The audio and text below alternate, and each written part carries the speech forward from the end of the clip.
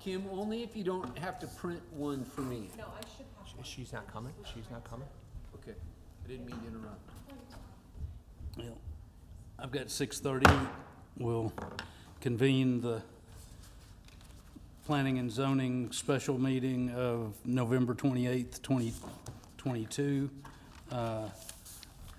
Commissioner Vesey, would you like to, where'd he go? Oh, there he is. You're hiding. Would you like to do the Pledge of Allegiance and invocation? Please stand and face the flag.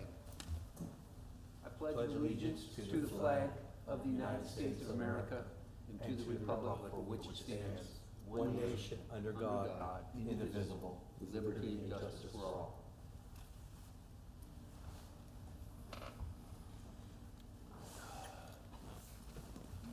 In the holiday season, it would be nice to take a moment and be thoughtful about how lucky we are to be together and spend the rest of this month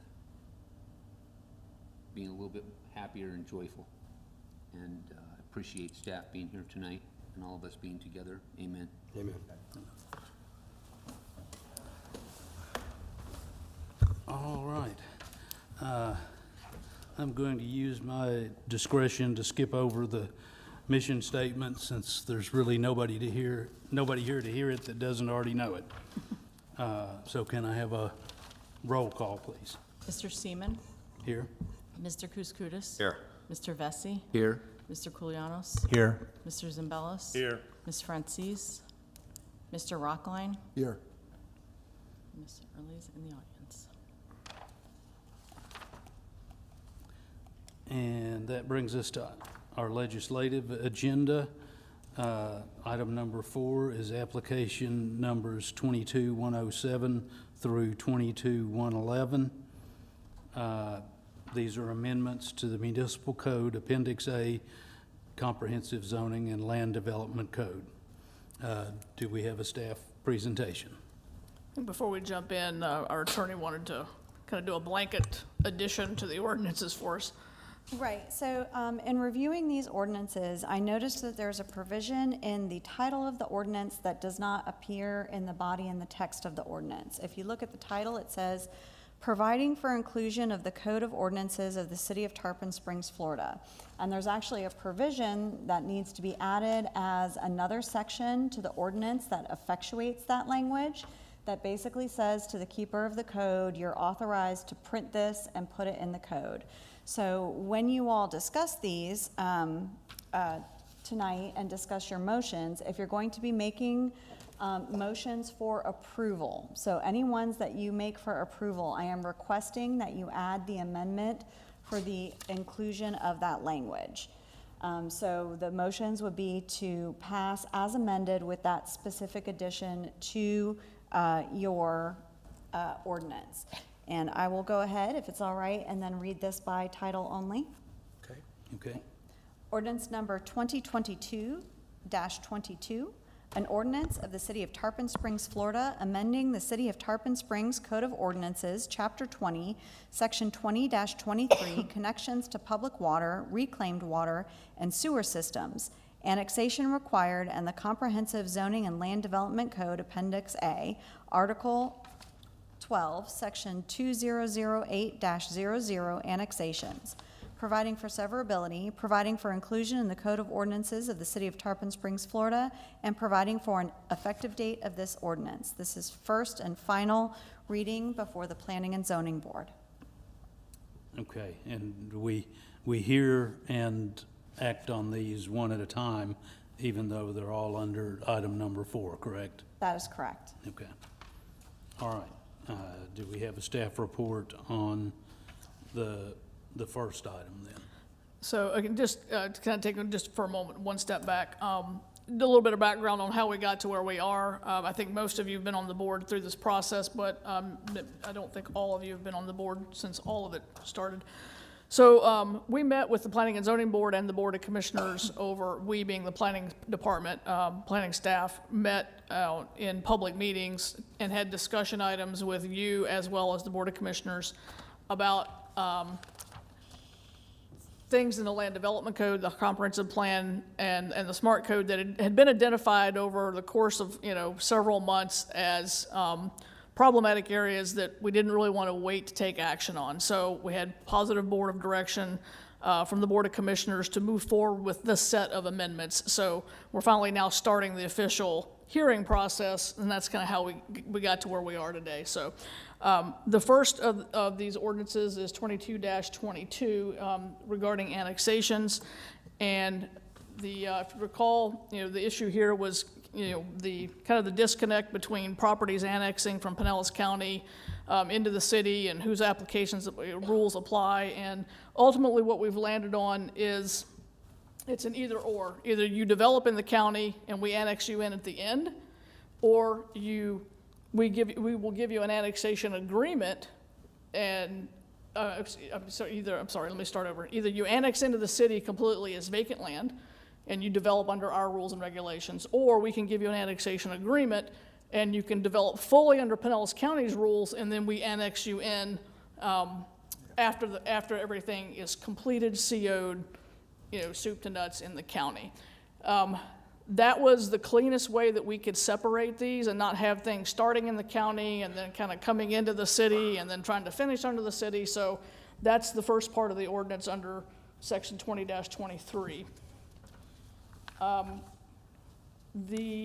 The other portion under section 208, which is the actual procedural process of the annexations under subparagraph G, the review criteria for annexation. So we've expanded that review criteria to give some additional look at these properties if somebody wants to annex into the city.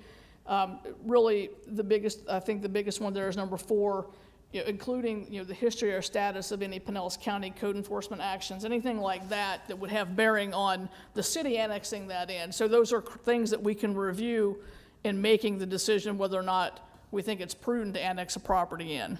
And then 20801 is just changing some verbiage to be more up to date with how the intercity, intercounty, interlocal planning agreement really doesn't exist anymore. So that just kind of updates that section as well and cleans that up. So I'll stop there and answer any questions that you might have. My first question, and maybe more of a comment really, is I don't see that this entirely addresses the heartburn that I had with the situation, at least, because we're still in a situation where after they build it out, we have to annex it. And part of my heartburn with the whole situation was that I think it's wrong for them to be able to finish a project under Pinellas County ordinances that different from ours, and then we have no choice but to annex it after it's done. And I can't, we don't have the ability, to my understanding, to tell the county to not, if someone applies for a building permit in Pinellas County, unless we have some sort of an interlocal agreement with them that says they're not going to do X, Y, or Z, then we're kind of stopped. All we can do is try to provide a bright line, and so that's what we've at least brought forward at this point. Okay, so, and I share Sure. Mr. Siemens' concerns. Is when you talk about having them, prior to development, they come into an annexation agreement.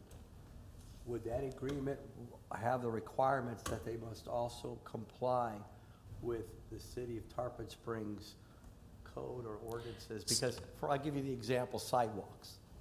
I don't know if the county requires sidewalks in a development where we would require sidewalks. And so I don't want, go ahead. I'm sorry, I didn't mean to cut you off. There aren't dramatic differences between what Pinellas County requires. Building codes are building codes. They require the things that are going to be the most different Density.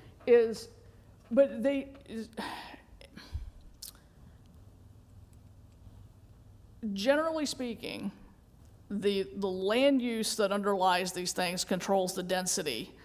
And what density it has in Pinellas County generally will roll to the city of Tarpon Springs upon annexation. They're not amending the land use, to something higher.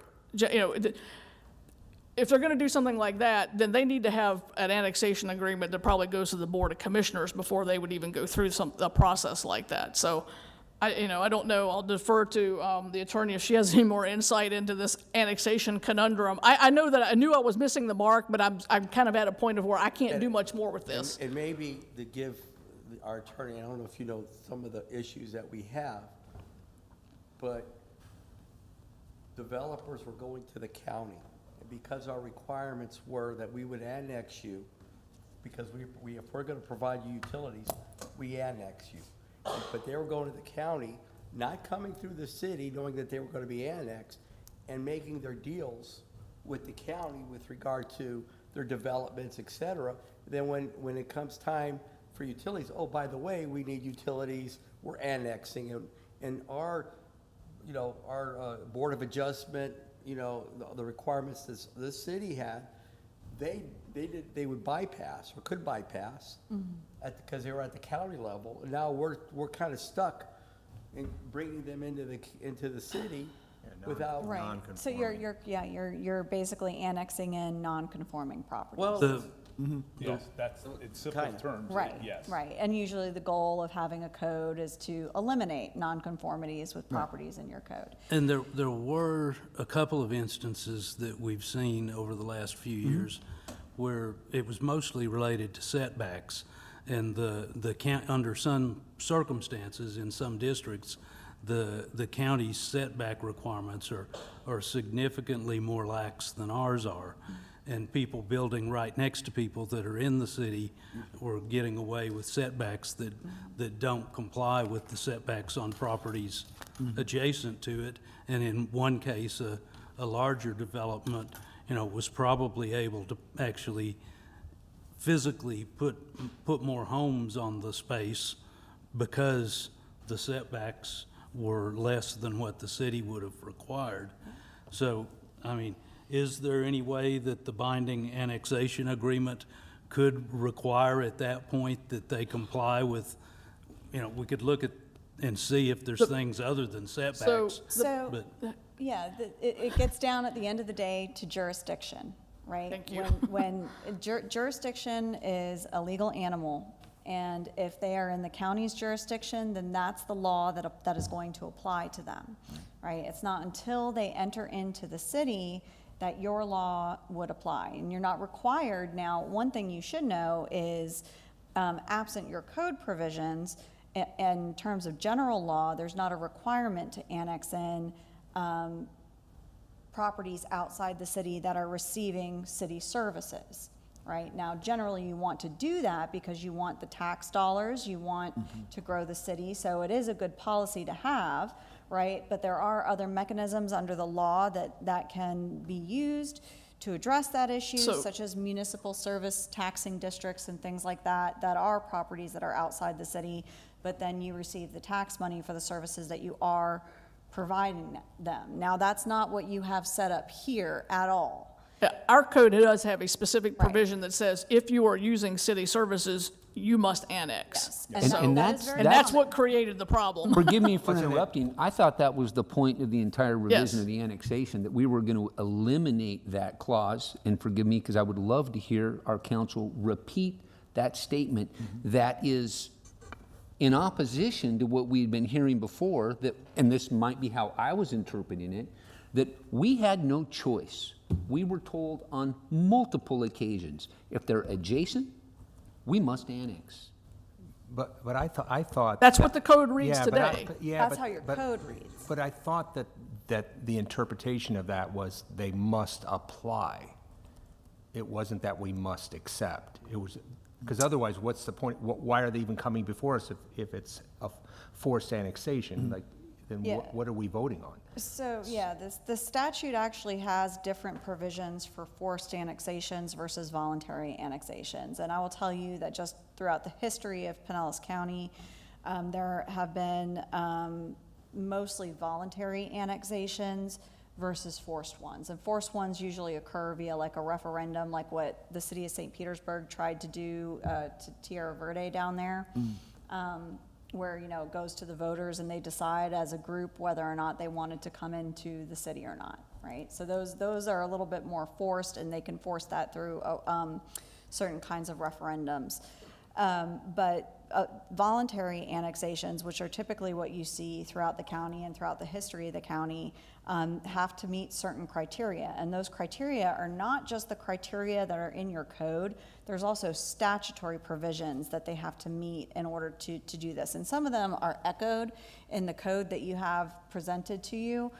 Things like, they want to eliminate enclaves. That's an overall overarching goal, because it doesn't make sense to have like that little donut hole in the middle of your city that's another jurisdiction or unincorporated county, right? So it makes more sense, and it's better for everybody if we do things to eliminate things like enclaves, right?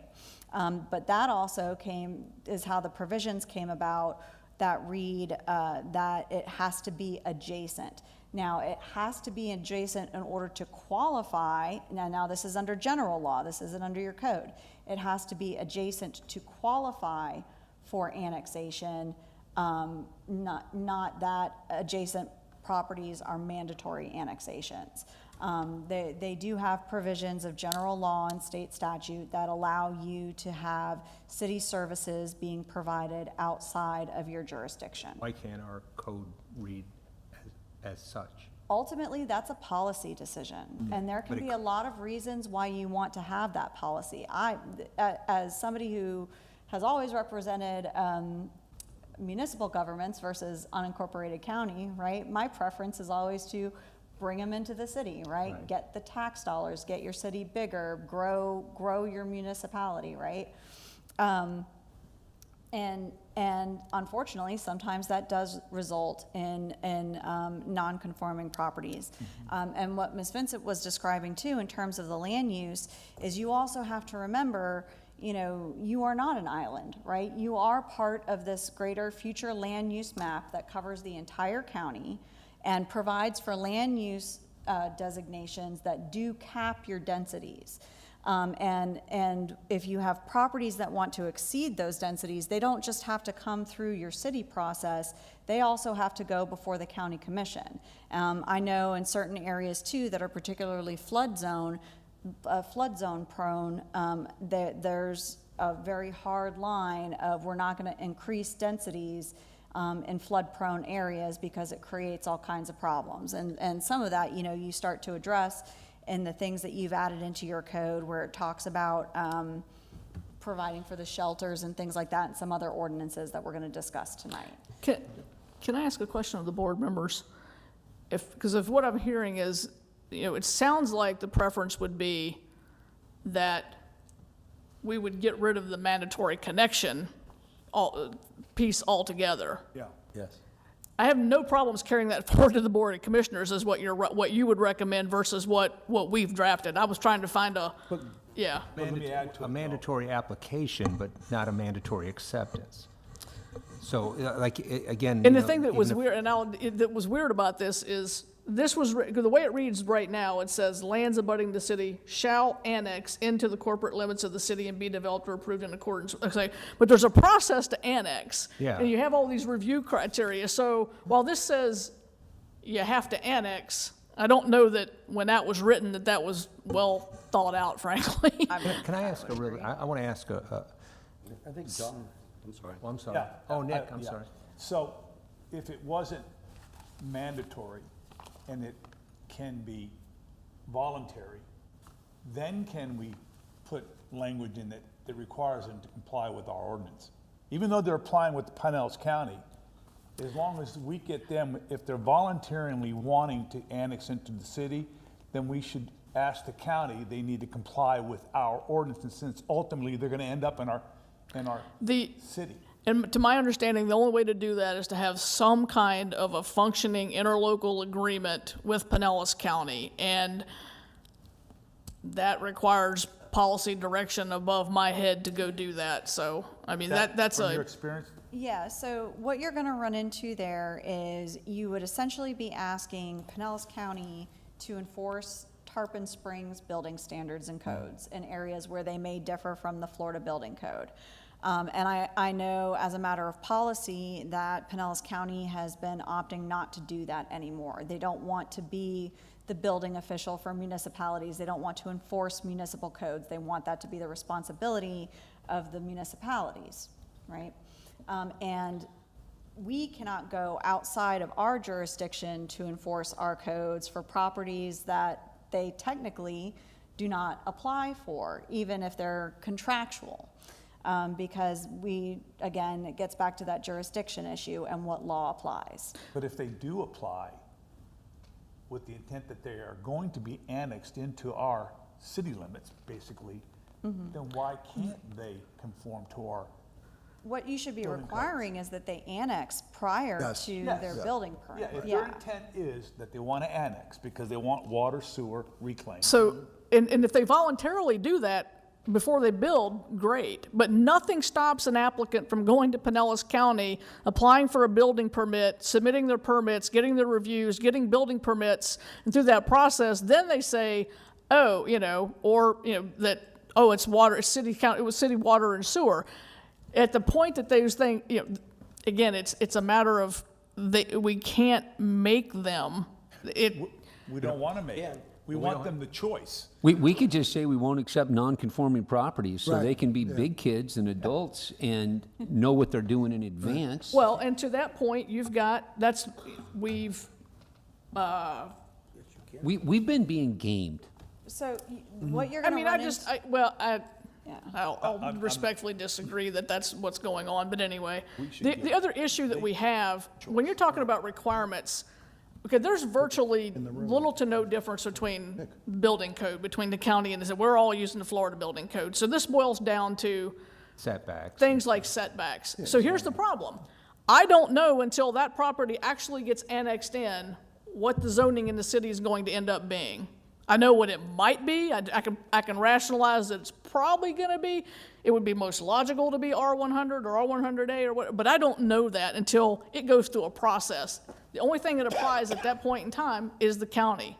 And so that's the problem that we've always had with this. So, But let me ask this question. To determine what it may be zoned as, how long would that take the city to come up with that conclusion, knowing where that property is adjacent to the Tarpon Springs? yes, fundamentally, it doesn't take that long, but, I mean, again, you're asking someone to then go by something that's not in Pinellas County and could still end up getting changed somewhere down the road coming into the city of Tarpon. I mean, it's just not a guarantee, and it's squishy. I just other think it's issue- giving them a choice, whereas before it's not giving them a choice. The way it reads, they've got two choices, but it all leads to the same result. We have to accept what they build by Pinellas County codes and bring it in. So why can't it be written in a way that we give them two choices? They can choose to annex in, go by our codes, or you don't, and you choose the risk of, you may not be able to annex into the city if you want to wait till a later date. And I think that's fundamentally, that's kind of how it's written. Right. I mean, it's written as you either annex in and go through our process and our code, because you'll come in with the zoning at that point, or you fully develop in unincorporated county under their rules, and at the end of the process, you can apply to annex in, and we'll give you, but we have to give them utilities. But can we ask them if they want to annex in, that there's got to be some conformance done to some of the things that they've done that needs to be compliant with the city codes? You can ask, but you can't say No, but- I'm gonna back out here, so. Yeah, It references the binding or annexation agreement. I mean, does that, and they don't have to do that, but that's one of their options.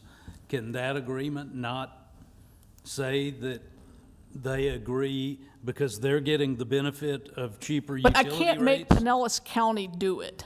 You They can't. signed it or the property owner signs it?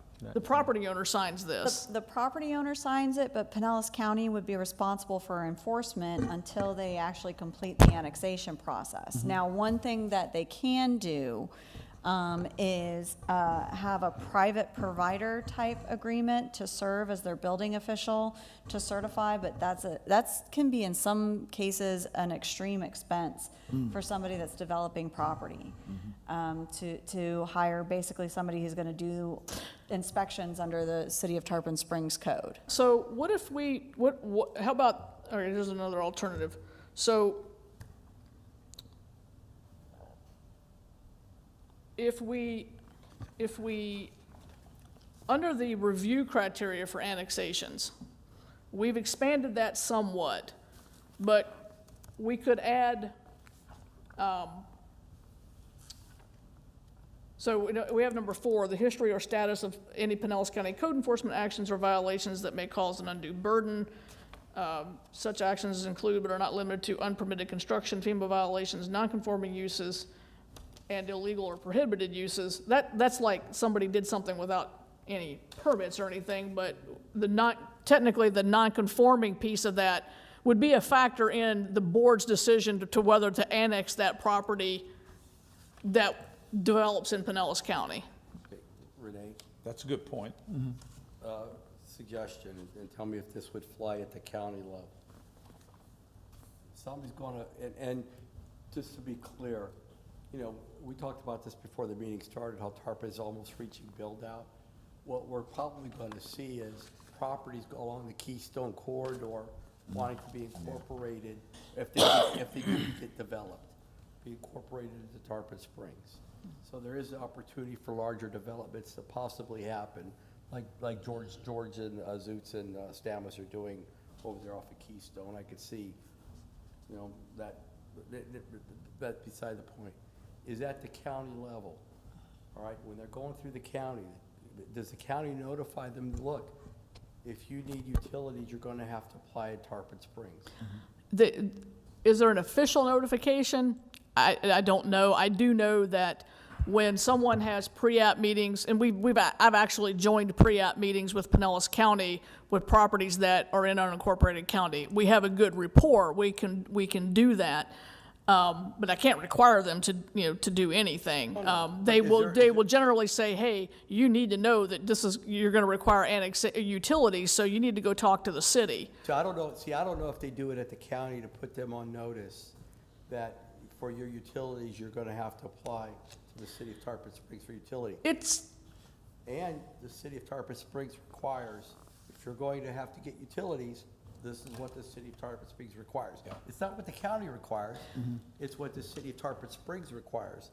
And I don't know if there's a notice provision and that takes the onus off the county, to be honest with you, because they're not saying you gotta do this, you gotta do that. They're just telling whoever is going to be in this area applying, that's gonna need utilities, oh, by the way, if you're gonna secure utilities from the city of Tarpon Springs, a annexation may be required. If you're gonna annex, this is what the city requires. All that they will generally tell them is that, and it, honestly, it varies from the type of the permit. If it's a single-family house that's just applying to the building department, no. Eventually they're gonna be told, oh, gee, you need a utility availability or something like that.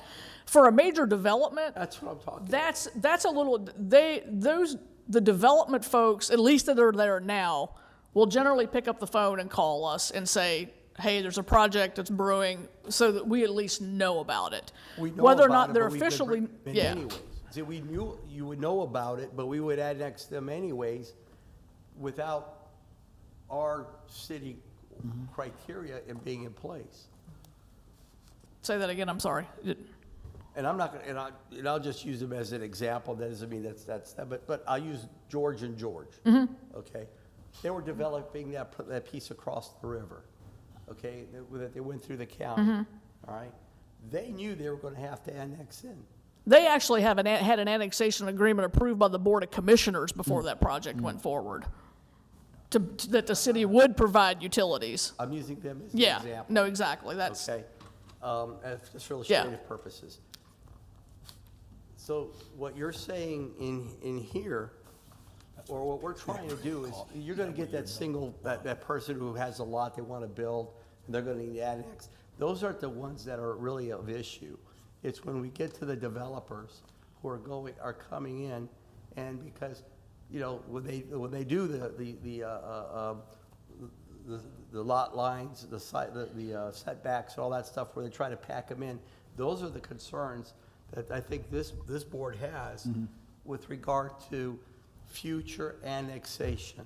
And I would, at some point, we probably need to just have an education session on what the county requirements are versus the cities, because frankly, they're not dramatically different, except with respect to some of the residential, the small lot residential, but, I'm sorry, Mr. Zabellis is I think you were onto something with regards to G, item 4. Yeah.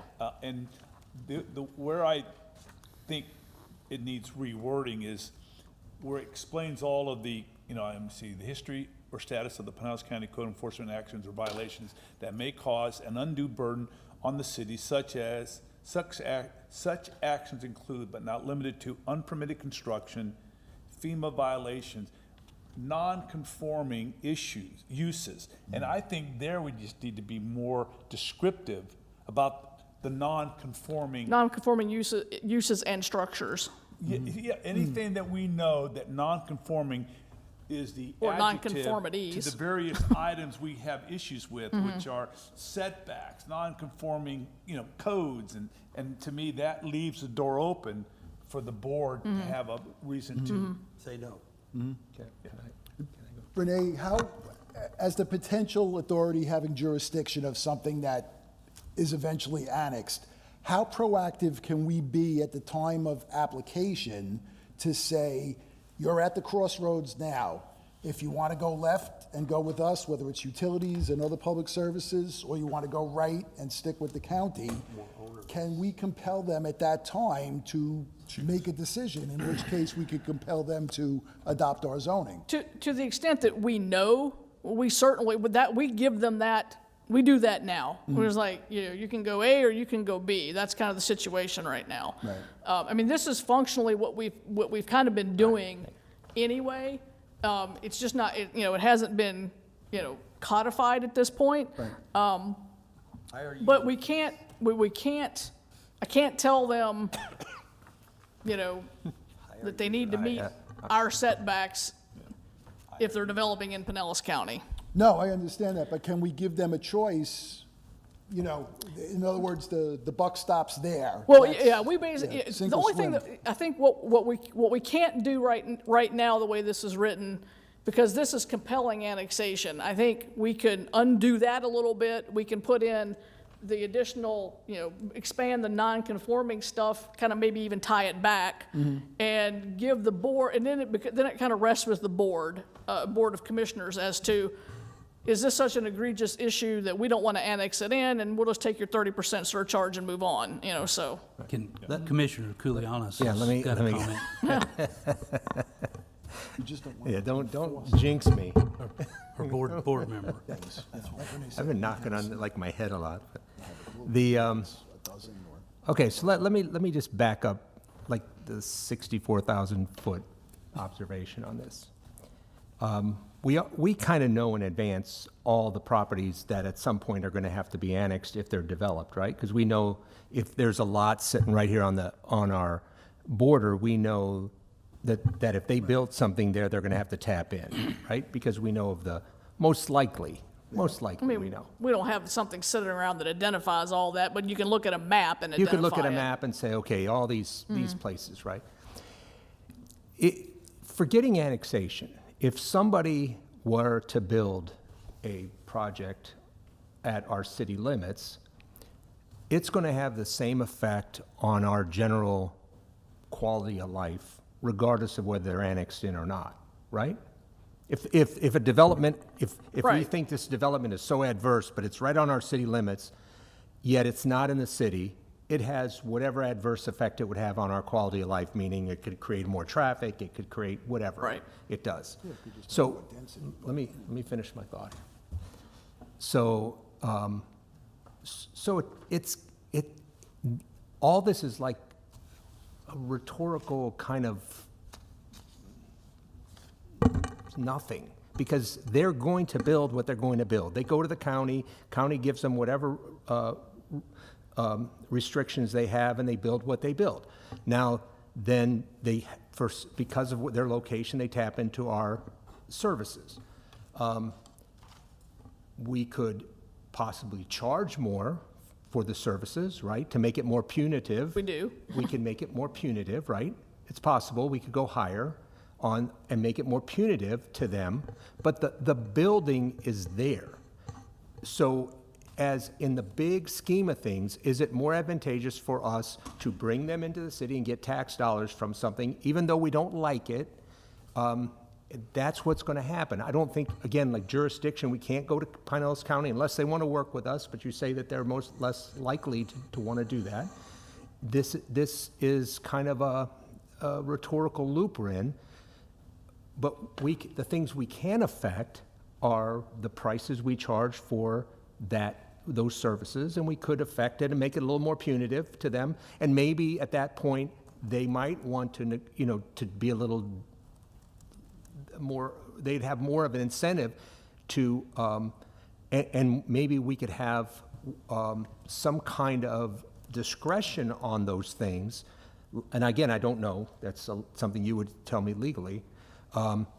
Maybe there could be more discretion on those things, because you could say, if they participate with us in advance, then we would charge them X. However, if they choose to go forward and they're going to be forced into annexation, we're letting you know that because you're proceeding in a certain way that's not something that we're happy with, it's going to be more.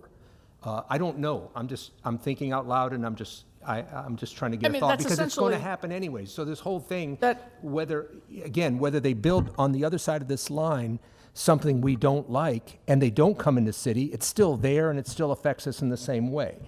So whether now we get tax dollars because we annex them in, and I understand the frustration, because I've had the same frustration. I voted no on something that not too long ago because it made me mad. I could use another word, but I'm trying to keep myself nice and clean here. Am I way off base or what? Legally, what you're getting close to is creating almost like a punitive type fee. Right. Is what I heard. And then also too, it would be getting close to almost like an ex post facto law, where they're doing something that isn't illegal when they did it, but now you're punishing them because now that they're in your jurisdiction, it is illegal. Or is there a way to some- give them, let's say, here's the fee, but if you work with us, we discount that fee? Well, so that's exactly, well, I mean, right now, that's exactly how it's set up. If you are in unincorporated county and you are receiving city utilities, you are paying a 30% surcharge. The max the state will allow us to charge, you're paying a 30% surcharge every month on your utility bills directly to the city of Tarpon. If you annex in, that 30% goes away. But that didn't affect what they did. They're still going to get annexed in. What I'm saying is, like the guys are saying, that we want to try to figure out a way to kind of encourage them to work with the city, knowing they're coming in with us. Yes. I And mean, is you there a know, way to, let's say, give them a discount if they come and work with our planning department in advance of that? I think that's a slippery slope. I'll, Yeah, I'm just Yeah. throwing it out as I'm just thinking Yeah. out loud. Rather than taxing that fee onto city services, where I would discount it would be in the site plan application process. Okay. That's where I would offer the discount, honestly, because then it doesn't come across as punitive, it comes across as a benefit, if you could waive certain fees. Now, you can't do that in this particular ordinance, you'd have to address that in your fee schedule, which I'm not sure, I'd have to look to see, because I don't think you all look at the fee schedule at all. No. So that would have to be something that would be done at the Board of County Commissioners level. yeah. Or, I'm sorry, Board of City Commissioners Yeah. level. So to bring this matter to a conclusion, because I think that's what we're Yes. going to do, is that, and correct me if I'm wrong, everybody, we want the ability to say no to annexation because you did not comply, or we don't like the way you, you know, whether your setbacks or whatever. So you're gonna be stuck, even though we want your tax revenue, we may not want you in the city, but we're gonna take your 30% utility, your utility. And I can fees. write that ordinance. I think that's literally getting to what Mr. Zimbalist is saying. If we change the language on That's what 4 I'm saying, to a bring little to a bit. conclusion, that's what I Yeah. think what we're saying. Well, we could do it twofold. We could do that and then Did it for also under $600 have an something hour. where we could actually work with them on discounting or waiving Let's fees Right. to encourage, to also have an encouragement to them to work with our staff. So, but like again, in the big picture, if I build something over here under this, in the county, regardless of whether I bring it in the city or not, it still has the same effect on our quality of life regardless. So I think that's, you know, it's, whether it's unfortunate or not, it's just, I think it's a fact of life. So, Do we have any further board questions of staff? Good discussion. so how do we proceed now with this? We, well, we call public comments, which clearly we don't have any.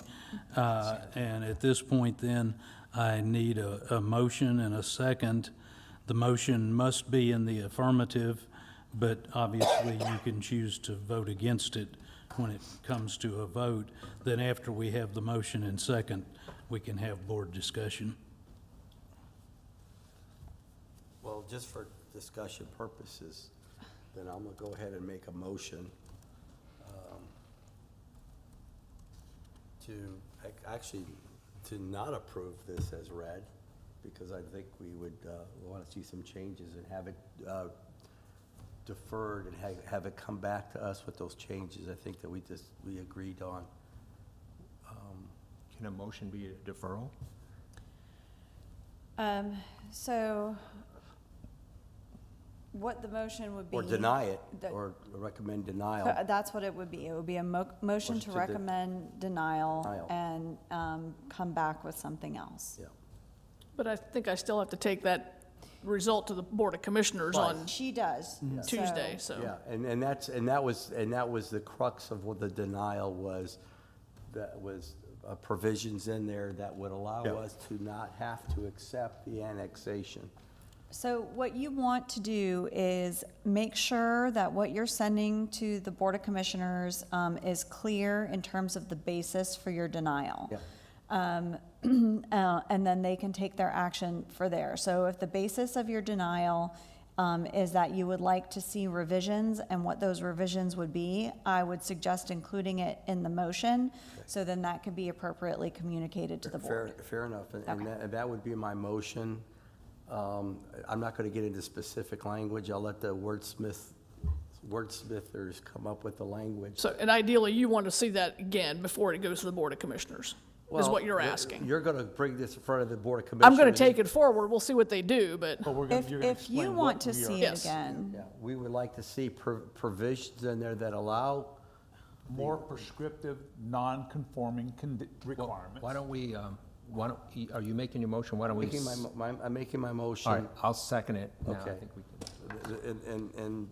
And not to cut Nick off, but what, the reasoning behind my motion is that we'd like to see language that allows the P and Z board to deny annexation. the P and Z Board? The ordinance. I'm actually going to ordinance. recommend, if you want to see revisions, to do a motion to continue. Yes. I And agree. continue this item to your next meeting, have the staff bring it back to you with the revisions that you're asking for. And I'll still have to Instead go of to the the- board, and, I mean, But you would go to the board to give them an update on Why? just why. We have, does he have to does he have to pull his motion?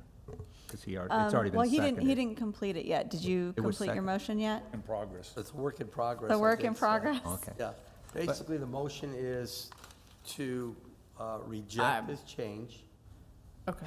okay? To reject this change. I guess you don't want the explanation in the motion. No, I do. Okay. But here, what I'm saying is that if you do a motion to recommend denial, then she's going to take that denial to the Board of Commissioners. Correct. if you do a motion to continue, she can make the changes and then bring those changes back to So- this board. Point of question, though, with that, because in our code, it says that they have to make a recommendation to approve or deny or approve with conditions. Continue has never been an option, so, and if you tell me it's fine, we'll move on, I'm not gonna worry about it. Well, your rules of procedure do provide for continuances Okay. of public hearings. Okay. And that's under 2.5. So I guess I have to change my motion. I thought that was for the board, but, continue, to pull this matter to continue with revisions. Yes. Second. okay, no worries. Okay. Do we have any further board discussion? Just to be specific, that continue is defined more descriptively as to what we're asking for, which was improving the non-conforming items, more more to it. broader. And more broad, and the path of choosing one or the other.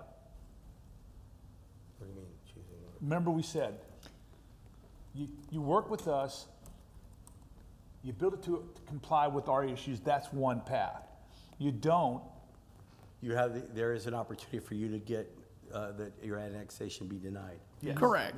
Yeah. And we essentially do that now, Yeah. so, but without telling them that they could be denied, so. Yeah. You have a question behind you? It's a public, you had That's somebody okay. from the But public. we're still in discussion here, aren't we? Yeah, I think we went past, well, you didn't go to public yet, because the motion Yeah, you just got did, made. but you He didn't. did, he took it to public, you Oh, I close, typically you close public comment when you close the public hearing portion, and that's when the motion is made. So technically, the public hearing is closed. That's correct. Yeah. I understand where everybody's going. Got it.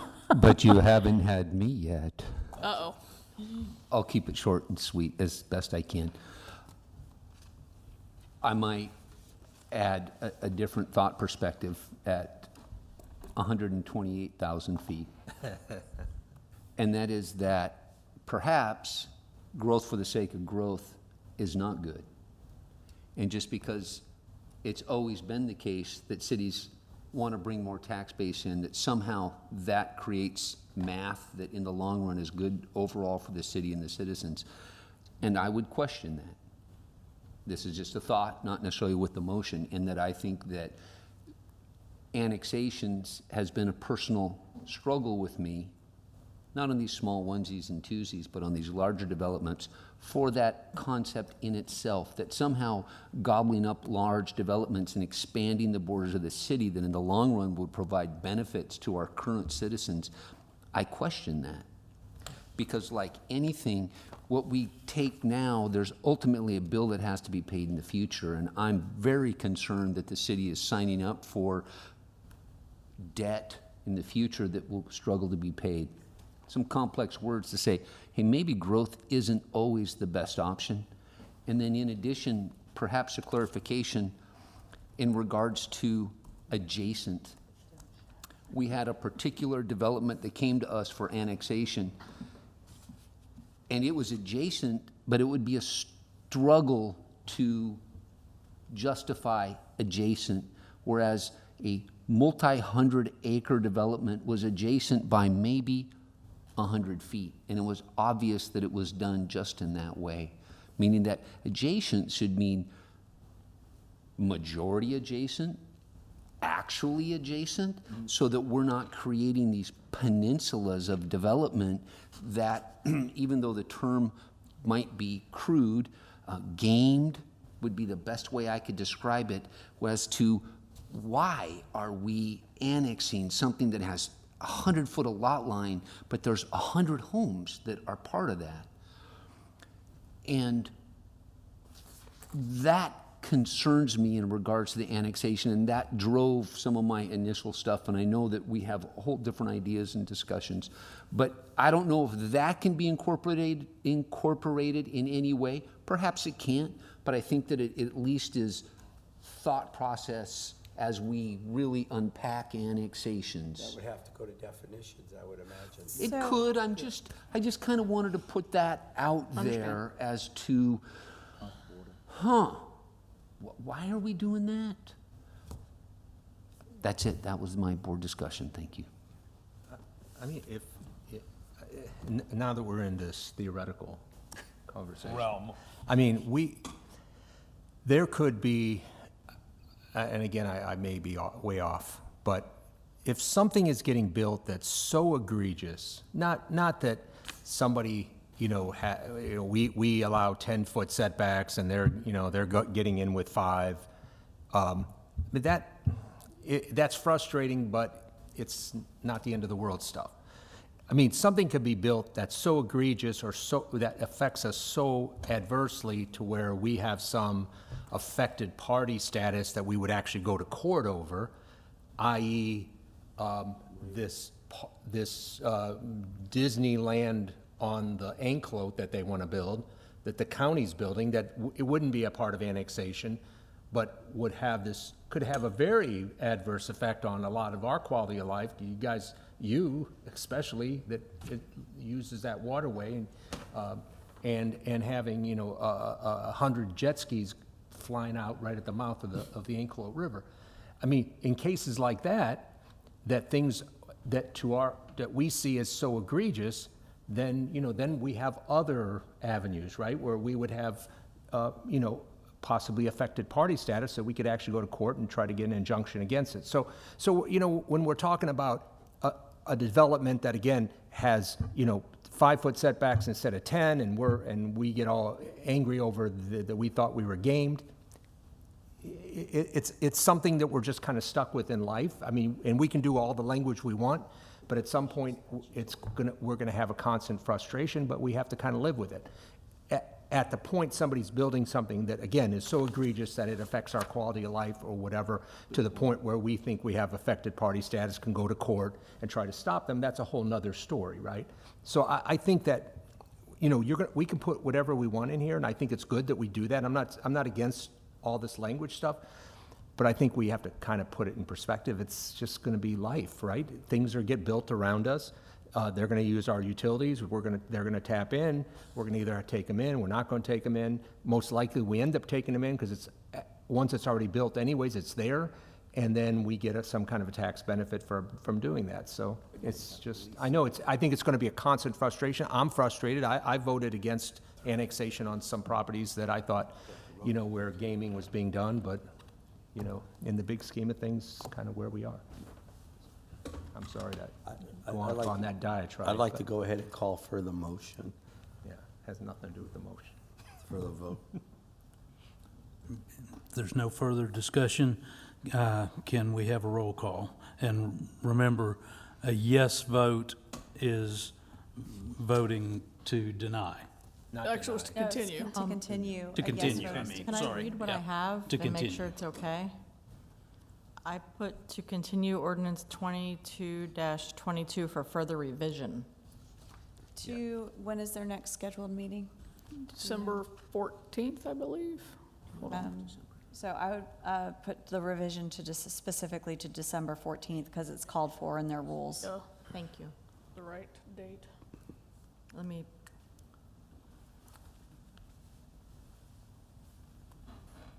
Can we have a roll call? That's a Wednesday. yeah, it's Yeah, no, December 12th. December, So it's must be December 12th? December 12th. Okay. December 12th? Well, I thought it's showing up on this calendar as the 19th. That's Greek Christmas.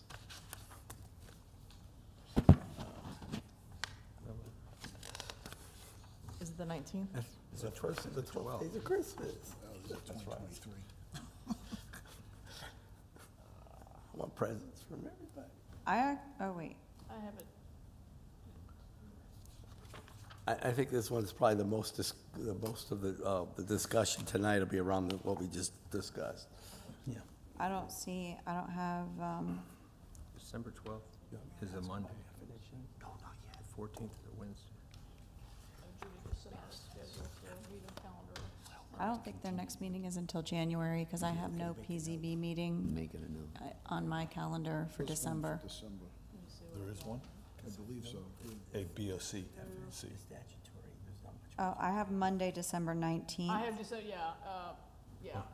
19th. 19th. I don't think it is. Okay. Okay. Put that in the It's an easy motion. word. Okay, if there's no further discussion, can we have a roll call?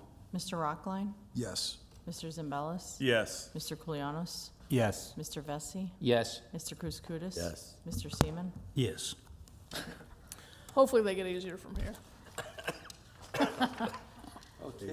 All right. It's easier after this one, Rich. So that brings us to application 22-108, ordinance number 2022-23 concerning application processes.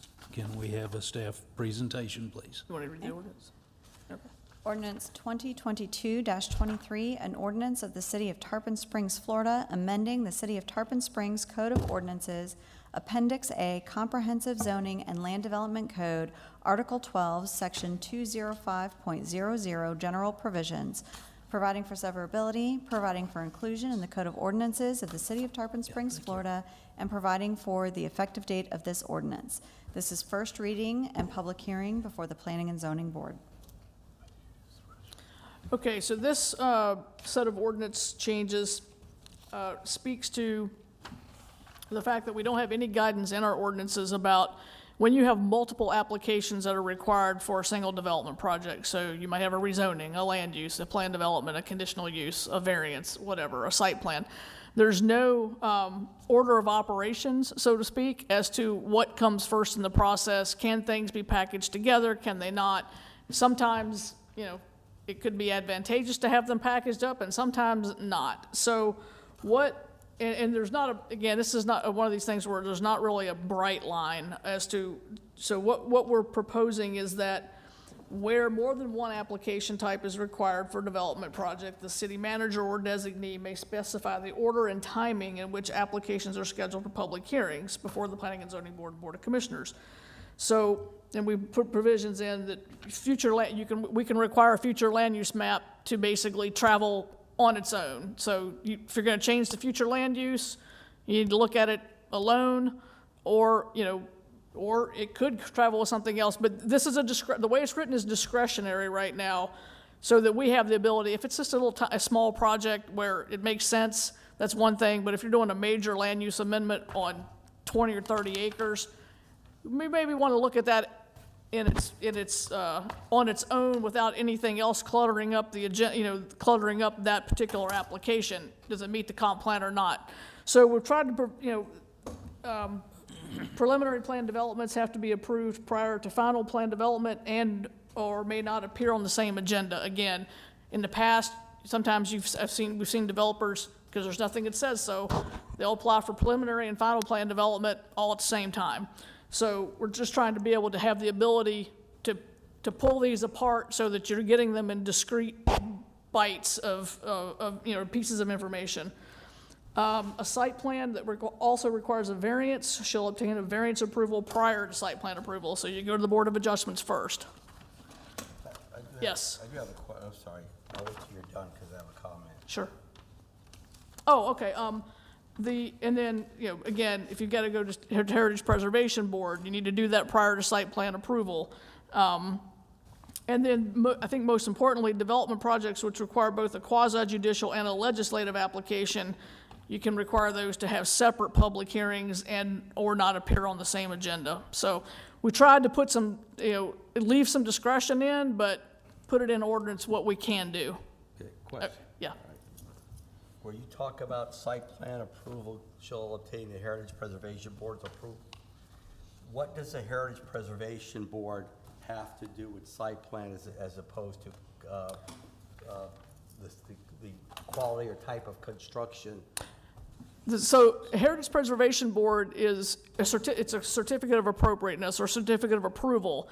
If it's a property that's in the historic district and requires a certificate of appropriateness, let's say it's a historic property and they're going to do a building addition to it. Yeah, would they have Yeah. oversight over the type of building? They have but oversight. not on the site plan. No, the only thing, all we're specifying is that the architecture and stuff has to be reviewed and approved prior to coming to, prior to the site plan approval process. If you think it should be reversed, I'm okay with that too. What we're trying to provide is an order of operations. I actually would not recommend reversal of that process. The reason being is because you have this special district and these special properties and special laws that apply to these. So you want to make sure that they comply with those first. I understand that. I can understand the Historic Preservation Board looking at plans to make sure the architectural, And that's all they're gonna do. Yeah. but a site plan that is not necessarily architectural. Only if they have to go to the HPB. That's all we're saying, is that if you've got to do both operations under the code, you go to HPB first. There could be, because of the requirements that they have for historic buildings, there could be cost considerations and other things that are incident to the historic preservation that could cause ultimately a change in the site plan, or could cause them to have to go back to square one. So essentially, if they come before Can give me you an all example? first, Can you give me an example? Well, I'm talking about site plan. I'm not talking about, I'm not talking about the design of a building. I'm talking about the right. site plan itself. The Cohats project, we just had, that project required a variance, and it required HPB approval for the addition, and it still had to have site plan, and conditional use approval through the Planning and Zoning Board and Board of Commissioners, so it had a lot of moving pieces to it. You weren't here for that one, sorry. Yeah, well, no, but I'm familiar with it. Yeah. I'm trying to see, that was more of the construction design, was it not? But they, them? but they still had to do site plan approval, but we had to look at stormwater, we had to look at, they had, You're looking at Historical Preservation Board making determinations as to that. no, all they look at is their field, what they're allowed to look at. We're saying we think it's appropriate that they do that prior to then coming through the site plan review process. Gotcha. And- What if they never, what Can if they that don't be have a more quorum, which has happened several times? It happens. But Mike's making a good point. Can we revise that wording, though, to make it where they clearly understand what they're reviewing and what they're approving? And it isn't necessarily they're approving a site plan. you are correct. I think for the HPV has its own. It just says a site plan Own which ordinance. requires a certificate of approval shall obtain Heritage Preservation Board approval prior to site plan approval. For what they review That and is historic, approve. that is the certificate of approval. That's exactly what that's what they do. They are only, that is That's the all only they thing they do. will ever review. I think it might clean it up, at least in my mind, if it just said a project which requires a certificate of approval shall obtain HPB approval prior to site plan approval, because it references the Okay. site plan approval later in the That's- statement. That is makes what's sense. giving us heartache. Okay, understand. Got it. A project which requires a certificate of Yes. approval shall obtain prior to site plan approval. That does make it a little clearer That's- that they're not, that's- that they're not Gotcha, approving the gotcha. site Said plan. site plan. I don't want them having to. Bad approve it. wordsmithing on my part. Got it. Are they? Unless you've been in front of them, Yeah. the site plan, I think, is outside of their Got it. scope.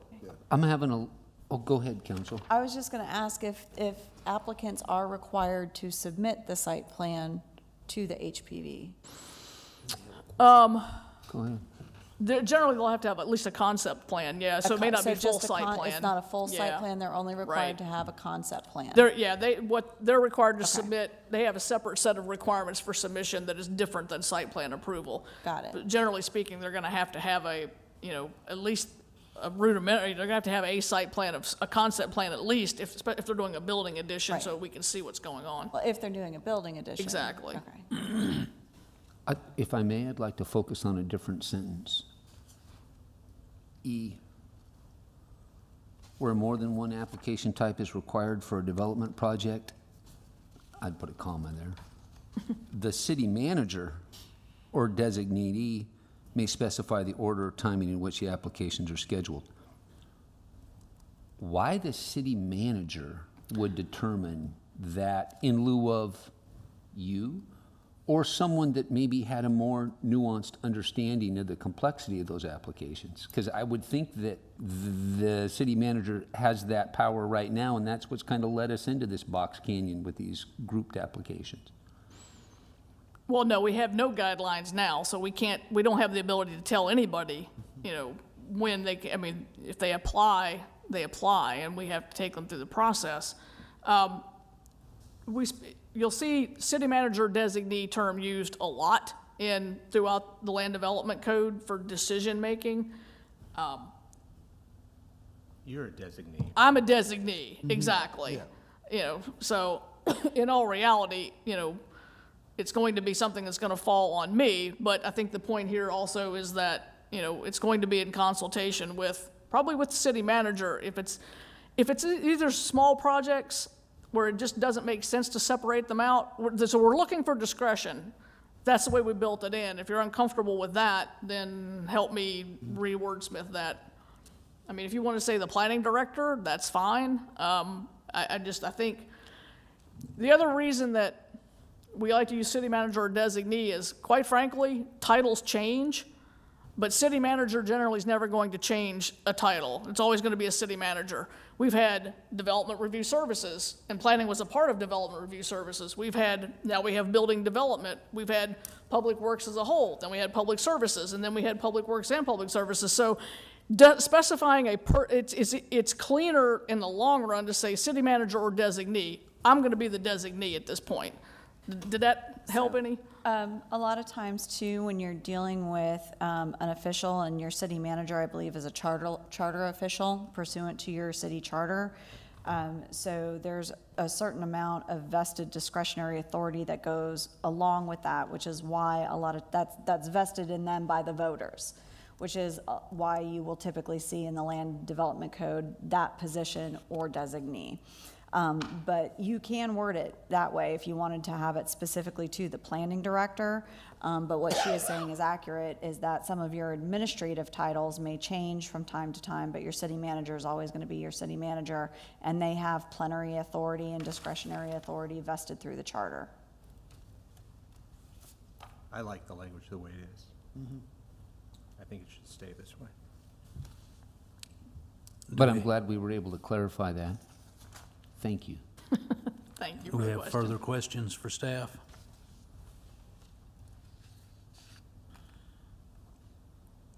All right. I will call for public comment. I'm sorry that I didn't realize there was a public here hiding behind Renee, but is there any public comment on this item? Seeing none. We are at the point where I need a motion and a second, and then we can discuss. I make a motion, we approve ordinance number 2022-23. And I believe it was subject to 2 amendments. One was changing that word site plan to project, and then the second one was the one that I requested to include the language As such. as such. I'll second that motion. Is there board discussion? Can we have a roll call then? Mr. Rockline, Yes. Mr. Zimbelis, Mr. Koulianos, Yes. Mr. Vesey, Yes. Mr. Kouskoudis. Yes. Mr. Seaman. Yes. All right, that brings us to application 22-109, ordinance number 2022-24, concerning coastal high hazard area and hurricane shelter impact studies. Our attorney will read the item by title only. Ordinance number 2022-24, an ordinance of the City of Tarpon Springs, Florida, amending the City of Tarpon Springs Code of Ordinances, Appendix A, Comprehensive Zoning and Land Development Code, Article 7, amending Section 122.12, Hurricane Shelter Impact Study, and Article 9, adding Section 149.00, Coastal High Hazard Area Development Regulations, providing for severability, providing for inclusion in the Code of Ordinances of the City of Tarpon Springs, Florida, and providing for the effective date of this ordinance. This is first reading and public hearing before the Planning and Zoning Board. Can we have a staff presentation? Thank you. So ordinance 22-24 relates to the impacts of hurricanes. So the first section, we already have section 122-12, Hurricane Shelter Impact Study Requirements in the code. The strike-through underline that you see is to kind of clean this section up a little bit, specify what level of, when we're doing analysis, we don't, the biggest kind of hiccup I've had for years is that we don't tell you what level of hurricane to plan for when you're trying to do analysis. So, we went with category 3 as a major hurricane as a basis to run analysis on. We're striking through data that third-party data that could come from a private industry association report. We really want these to come from recognized emergency management, public agencies like Tampa Bay Regional or the state of Florida for our reference data. We're adding as a potential for another potential for possible for mitigation, just direct payment of a shelter mitigation fee that's based on the cost to construction cost per square foot at 20 square foot per person, based upon International Code Council building valuation data. Yeah, so it would be basically, if you needed to provide for 25, shelter spaces, we can at least quantify what that is and get a check if necessary. And then number 14 is utilization of coastal hazard area design standards of section 149.01. That's a new section I'm going to talk about. So I'll stop with that piece before we go on to the coastal high hazard area development regulations, if there's any questions. You know me. At what point, because you did a category 3 hurricane, is that where Federal Emergency Management says you start to have to evacuate? I thought it was a 2. Well, no, you actually, you can, depending on where you are and you're getting hit with a category 1 hurricane, a category A could evacuate. This is the problem with this, and this has been like this for, this ordinance has been in effect for 30 years probably. I'm telling somebody that you need to do this mitigation study, but I don't know what your starting point is. I can't, so I'm trying to come up with at least a baseline of, let's use a major hurricane. So no, I think the short answer to your question is no. Okay, so 3 was just a number we picked. I picked it because it was a major hurricane where we're definitely going to be evacuating people. So I actually had the exact same question you did when I had reviewed this before, and how they kind of came up with the category 3, and we talked a little bit about the emergency management plans that are in place for Pinellas County, and they are discretionary. So you can pick it. She has picked it based on the level of the hurricane. I think you could also probably pick it based on flood zones. So you could also probably say if you're in a flood zone A through D, you have to provide for this, because the flood zones that are established are based on elevations and are based on flood hazards. But the flood, the only caveat to that is the flood zones don't take coastal surge it's like riverine flooding. They don't take coastal, so. When is mandatory evacuation? What category is mandatory? There's no bright line with that. So Hurricane Ian, good example.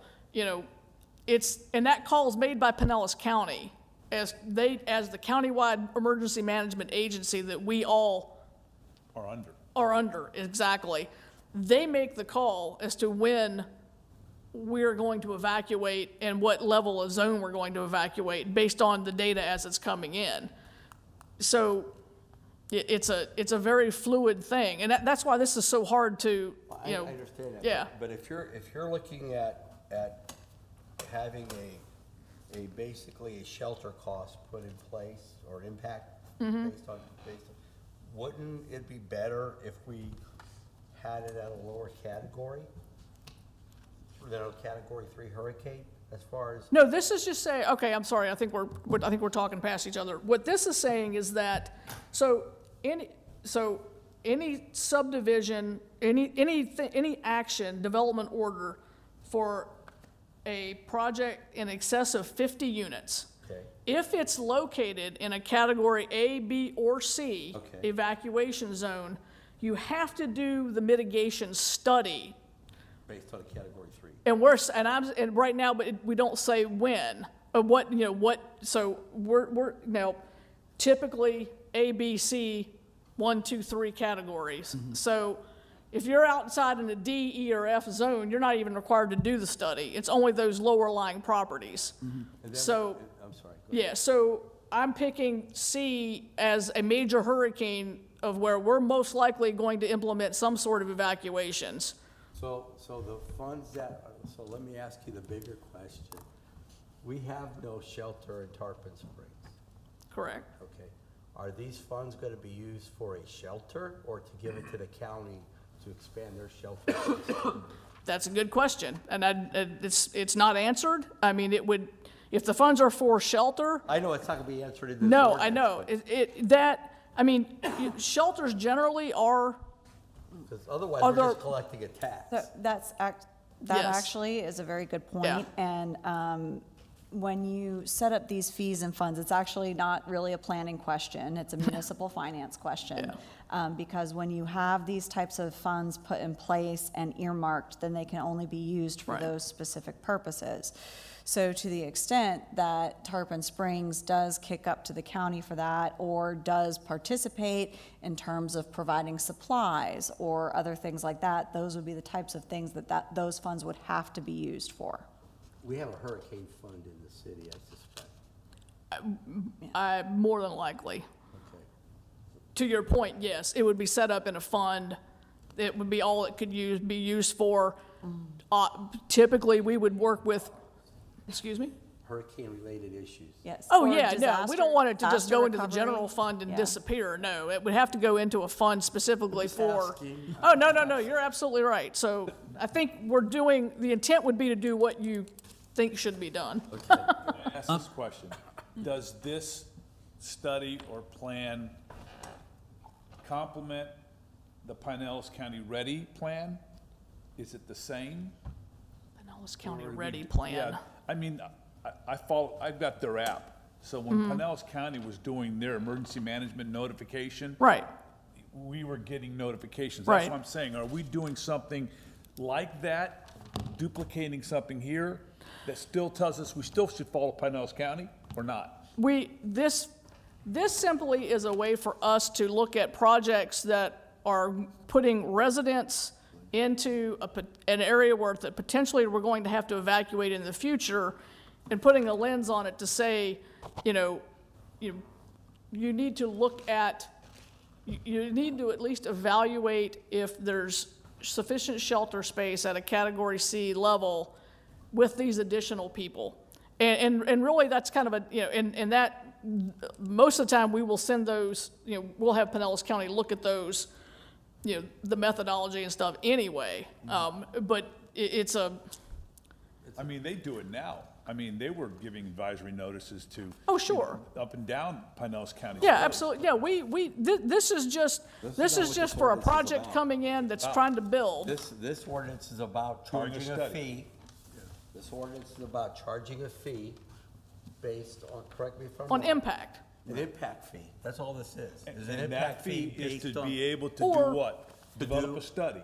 Oh, and let me just say, we're just providing that as an option. There's a whole, under C, items 1 through 12, those are already things that a developer can do to provide mitigation for their His own additional shelter. impact. He can build his own shelter. Right. Or pay So money. I just wanted to have a bright line in there of, if you want to pay and go, there needed to be a methodology to calculate what it is. And so that square footage comes from industry standard reports of what would be expected for a shelter. Gotcha. Yeah, exactly. That's what I was going for on that. Now, I have a question tax about for the, the Pinellas County the too. number of units required for the study. But I I mean, understand what you're I know that's not something we changed at this point, but that's, in Tarpon Springs, that's a pretty good-sized project. It is. And there's not the opportunity for very many of those to happen, given the build-out rate in Right. town. Should that be 25 or 30? Yeah, that's if you want to make a recommendation on that, but Nora, what were you saying? the threshold for the study being 50 units, should it be something lower? That's been in place since the ordinance was adopted, so. I don't disagree with that. 50 is a pretty high number, and as you pointed out about the build-out, there's not gonna be very many projects There's not that many that projects would that we fall have into 50, that category, yeah. So, Ideally, things like the densities that are already in place in the future land use map and the densities that are already put into play in both the city and the county's comprehensive plan actually currently are supposed to take into consideration things like this already. But part of the issue is that you had lands that were developed before what we now have as modern emergency management. So as the future land use map of Pinellas came up, they didn't have those types of considerations in play. Now they do more, and now you're putting that into play into your code so that as you do grow bigger, you have some way to account for your emergency management needs in what really is a vulnerable county. so I don't disagree with you. Would these fees apply if somebody built and then annexed in? Good question. No, Yeah. because their project would be completed under Pinellas County. I don't know what Pinellas County has, I don't know what their, off the top of my head, what their, mitigation study requirements are and what their, I just wanted to throw some salt on the wound. yeah, thank you. Yeah.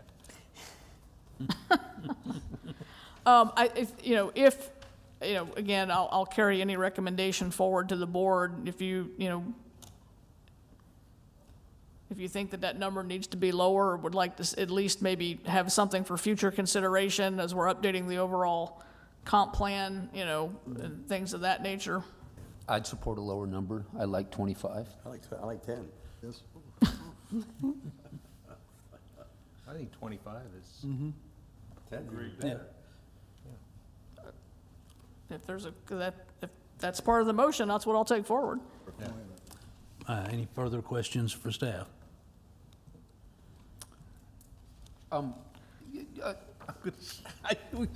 I should have bet on you. No, I still have to talk about the second I was portion gonna say, of there's a the lot more to ordinance. this Yeah, ordinance there than is. just this I initial stopped page, before to and at least that talk- was it. yeah. I was like, hey, No, we've we're got not, like. I still have to talk about section 149. Motion on Okay. individual sections. But, yeah, when we get there. So we're ready to move on to the second portion of this ordinance. All right. I think so. So section 149 and 149.01 are two new sections. This is largely modeled after St. Petersburg's Land Development Code ordinance that they put in place 2 or 3 years ago to, although this takes a little bit of a different path. Essentially, what this does, if you're developing multifamily or single-family attached, and that, the single-family attached, I think, is a discussion point as to whether you want to do that, might include that, and I'll get to that in a second. But essentially, for those projects, you must, if you are in the coastal high hazard area, you must meet the coastal hazard area design standards. So initially, that means building to a next higher wind load category under the building code and a minimum base flood elevation of 3 feet of +3, so 3 feet above base flood elevation. So that's required of all multifamily in the coastal hazard area and single-family attached townhomes is the way this is written. And then the second piece of it is if it's a project and over a certain size threshold, then you have to start adding these other site amenities into, and some of these are more resiliency type things, into the project. So that's the gist of this addition. So I'll stop there and we'll answer questions. One, Made you, or the staff, look at St. Petersburg versus any other city that might be more. They're the only ones that even have this at this point. This is really new territory.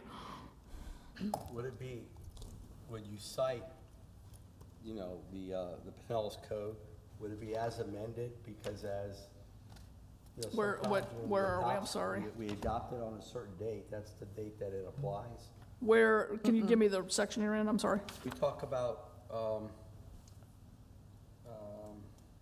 pursuant to like Pinellas Code, Chapter 34, Article 3, but anything that we cite with regard to building requirements Or as amended? should be as amended. Because as these building codes become amended, because especially after Ian, you know, I was talking to Nick the other day about what they learned from this, and, you know, for example, the air conditioning units that may require more secure because they were like projectiles. They were like- during the yeah. wind if they were on a roof. Right. The roof air conditioning units were like projectiles. So I could see changes coming in the building code, so I would Good point. just- I So would as just put amended, okay. amended. Yep. Yeah. Under section 149, the line item C there, if I read it correctly, it's saying new construction of any residential units, which would include single-family, require a hurricane shelter impact study and mitigation. Is that intended? New construction of residential units, dwelling units, shall also require a hurricane shelter impact study and mitigation. So, these residential units shall also require, that's a good question. Yeah, everywhere else, it sounds like Right. it's duplex or multifamily. Well, this says shall also require a hurricane shelter impact study. I think the intent there is that this doesn't get you a walk out of doing the mitigation the study. You still need to do the mitigation study even if you're complying with this, I think is the intent of the way it was written. It may not be reading quite so like that, so. Yeah, it looks to me like if I, as an individual, was building a home in that area, that I would have to do a hurricane shelter impact study And for my one dwelling unit, and I don't think that's intended. Well, in accordance with section 122, then it's going to refer you back to if it has to be more than 50 units or 25. So, for rules of construction there, attorney. Yeah, it does refer back to that other section, so it's saying that if you're doing the residential dwelling units, shall Only, also- only kicks into play for 50 units or more. Okay, in accordance, okay. Yeah. I get it now. That's in 122.12, okay. Yes. So the threshold of when they would have to do it is going to depend on what's passed in 122.12. On 122.12, yeah. Yeah. Any further questions of staff? The other thing I wanted just to touch on with this, you know, originally when we drafted it, it was just multifamily so apartments. And then I added in the single-family attached residential, which are townhome developments essentially. I am a little concerned about including that from the standpoint of long-term. With apartments, you're gonna have apartment manager and associations and things like that. You may or may not long-term have a single-family attached because you own the land underneath. You could end up in a situation where you don't have an HOA down the road. And so it's that's specific to let's see, new construction of multifamily and single-family attached or dwelling shall provide a hurricane evacuation and reentry plan. That's the one that under 14900E. This is specific to the reentry plans. I'm not so sure that having that for single-family attached residential for the long haul is really easy to manage. Like I said, with a multifamily, you're gonna have apartment managers and things like that that generally are gonna be that you can go to and reach out to.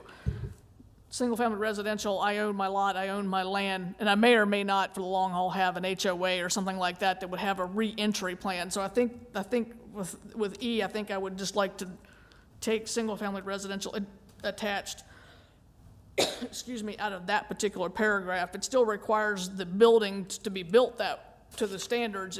You just don't have to have this evacuation and reentry plan. So I think I've talked myself out a bit. I don't know if I explained that very fully why I still want to take that out. See? Which one were you talking I about? was talking about paragraph E under 149, so it says, new construction of multifamily residential dwelling units and single-family attached residential dwelling units shall provide a hurricane evacuation and reentry plan requiring mandatory evacuation in accordance with emergency management directives.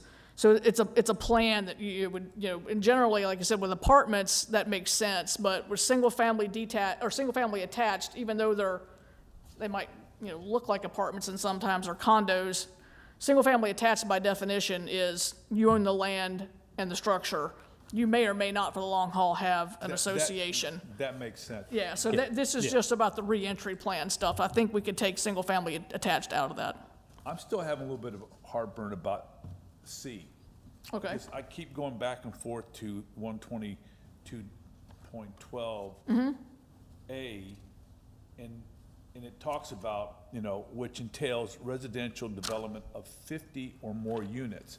So in 122.12 A, but when you go over this, I read this as if new construction of residential dwelling units, meaning multiple. Is that multiple 50 units, or is that multiple units of within the 50?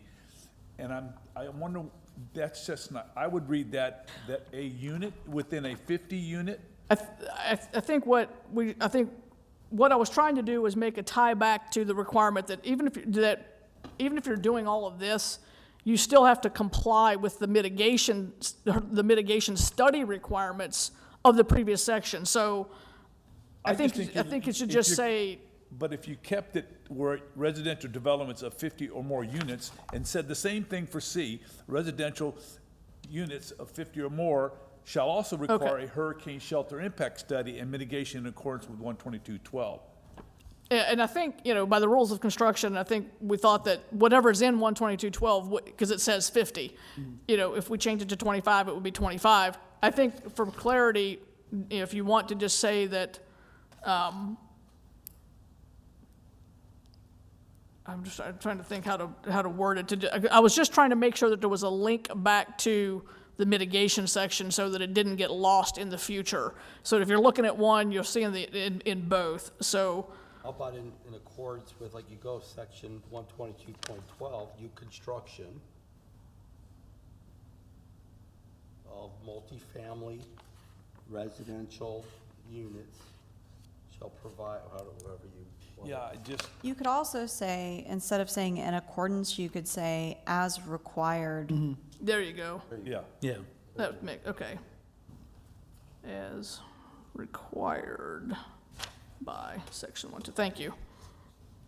That was what I meant. I just didn't write it that way.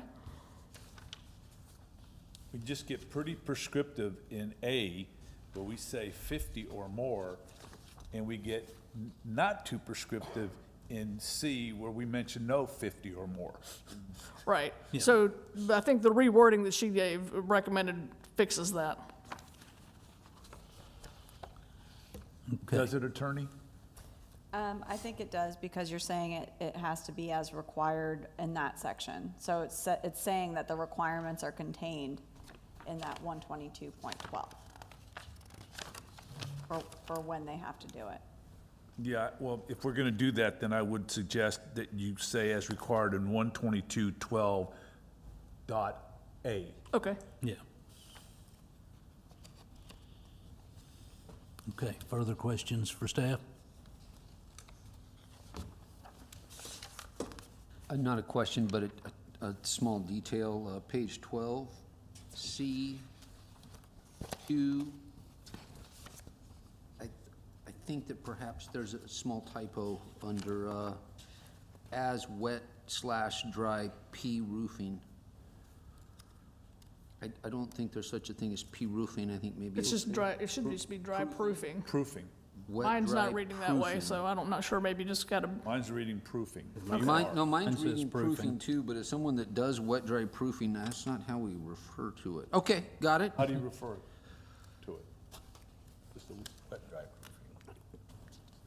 flood proofing? Wet, dry flood proofing? You know, it's probably fine as is. Okay. floodproofing actually makes it a little more descriptive, but Yes, Yes. it that's what the probably intent does. is. It's floodproofing is what it is. It So is floodproofing. Yep, we can add that. That makes sense. I like that. Floodproofing. okay.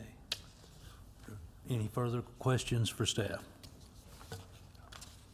Okay, that brings us to public comment. I think we truly have no public here. Yeah, Oh, she's still here. Still back there. You're Any- soon-to-be new P and Z member. Yes, any public comment?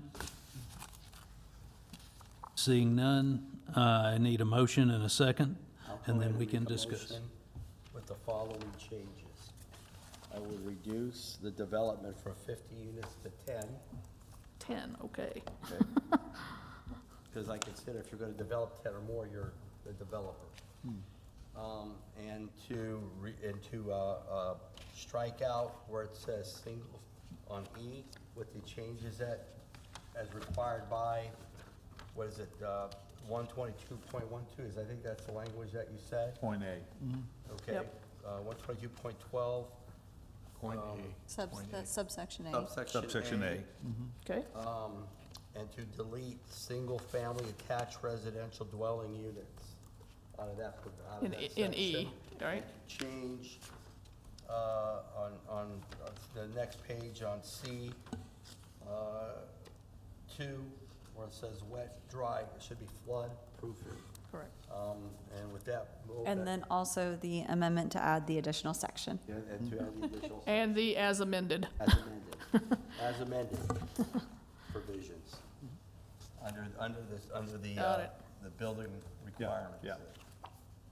Okay? And I would second that motion. Do we have any board discussion? Seeing none, can we have a roll call? Mr. Rockline, Yes. Mr. Zimbelis? Yes. Mr. Koulianos? Yes. Mr. Vesey? Yes. Mr. Kouskoudis? Yes. Mr. Seaman? Yes. All right, that brings us to application 22-110. Minute break. Actually, yes, let's take a 5-minute break real quick. Bladder break. Good idea. That's a good discussion. This is a good idea.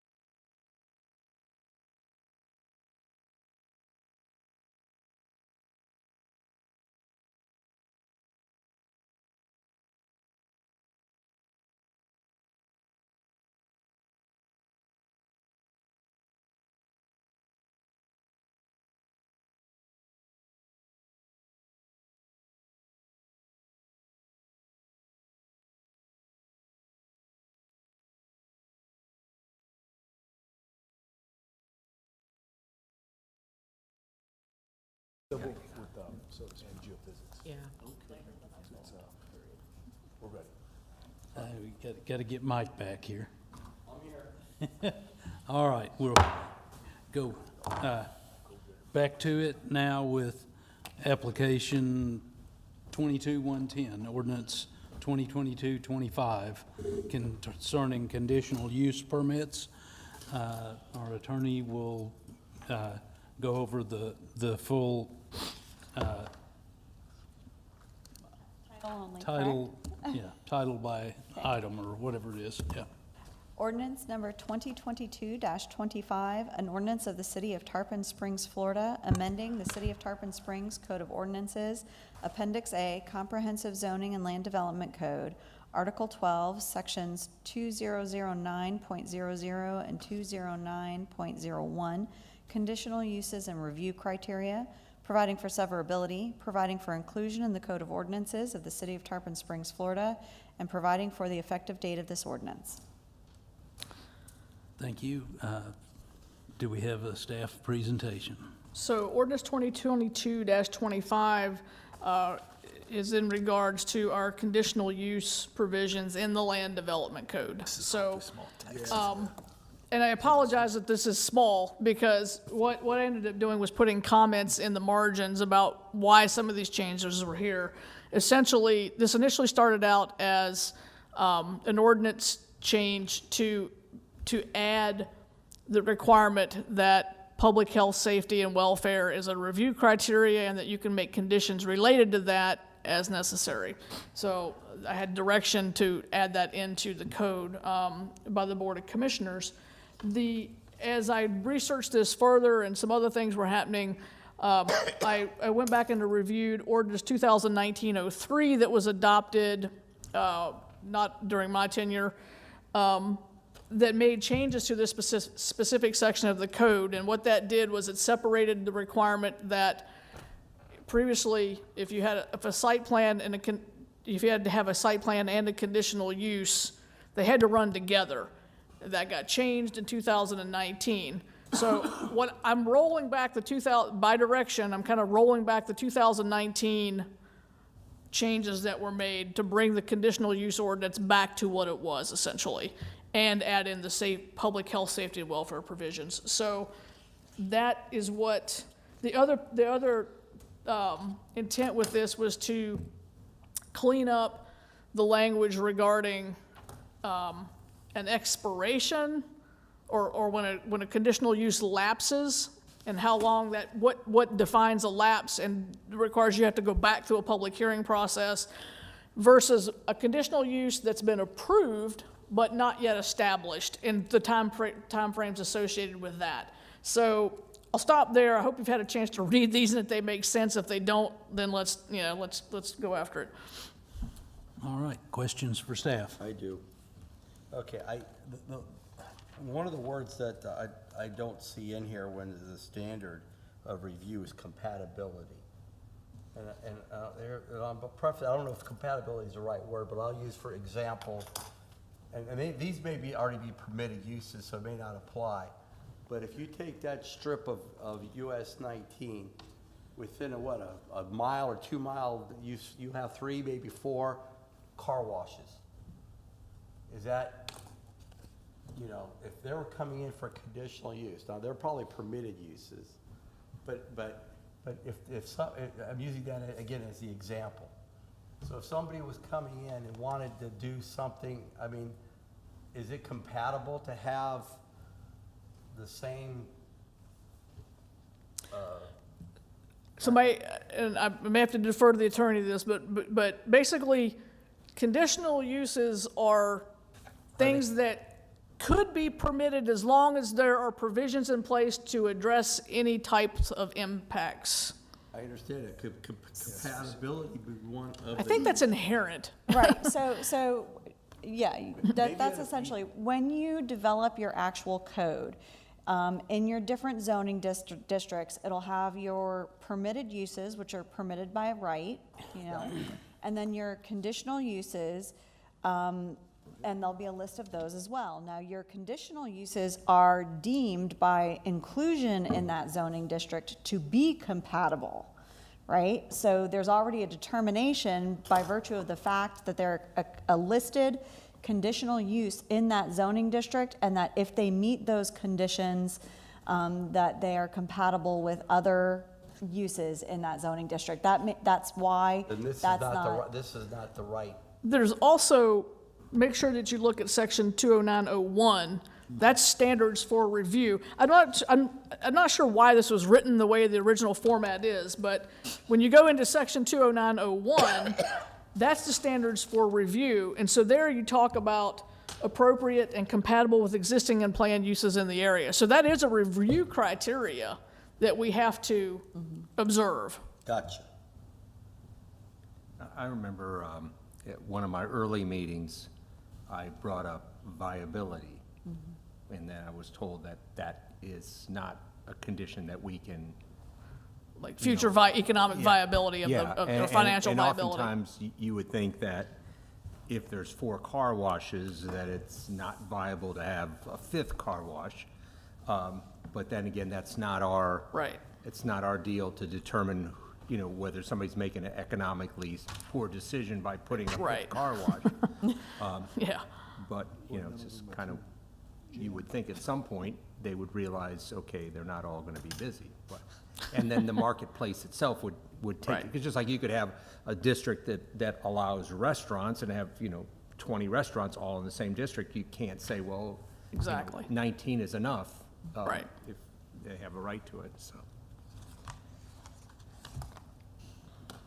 Any further questions of staff? No. All right. Are there any public comments?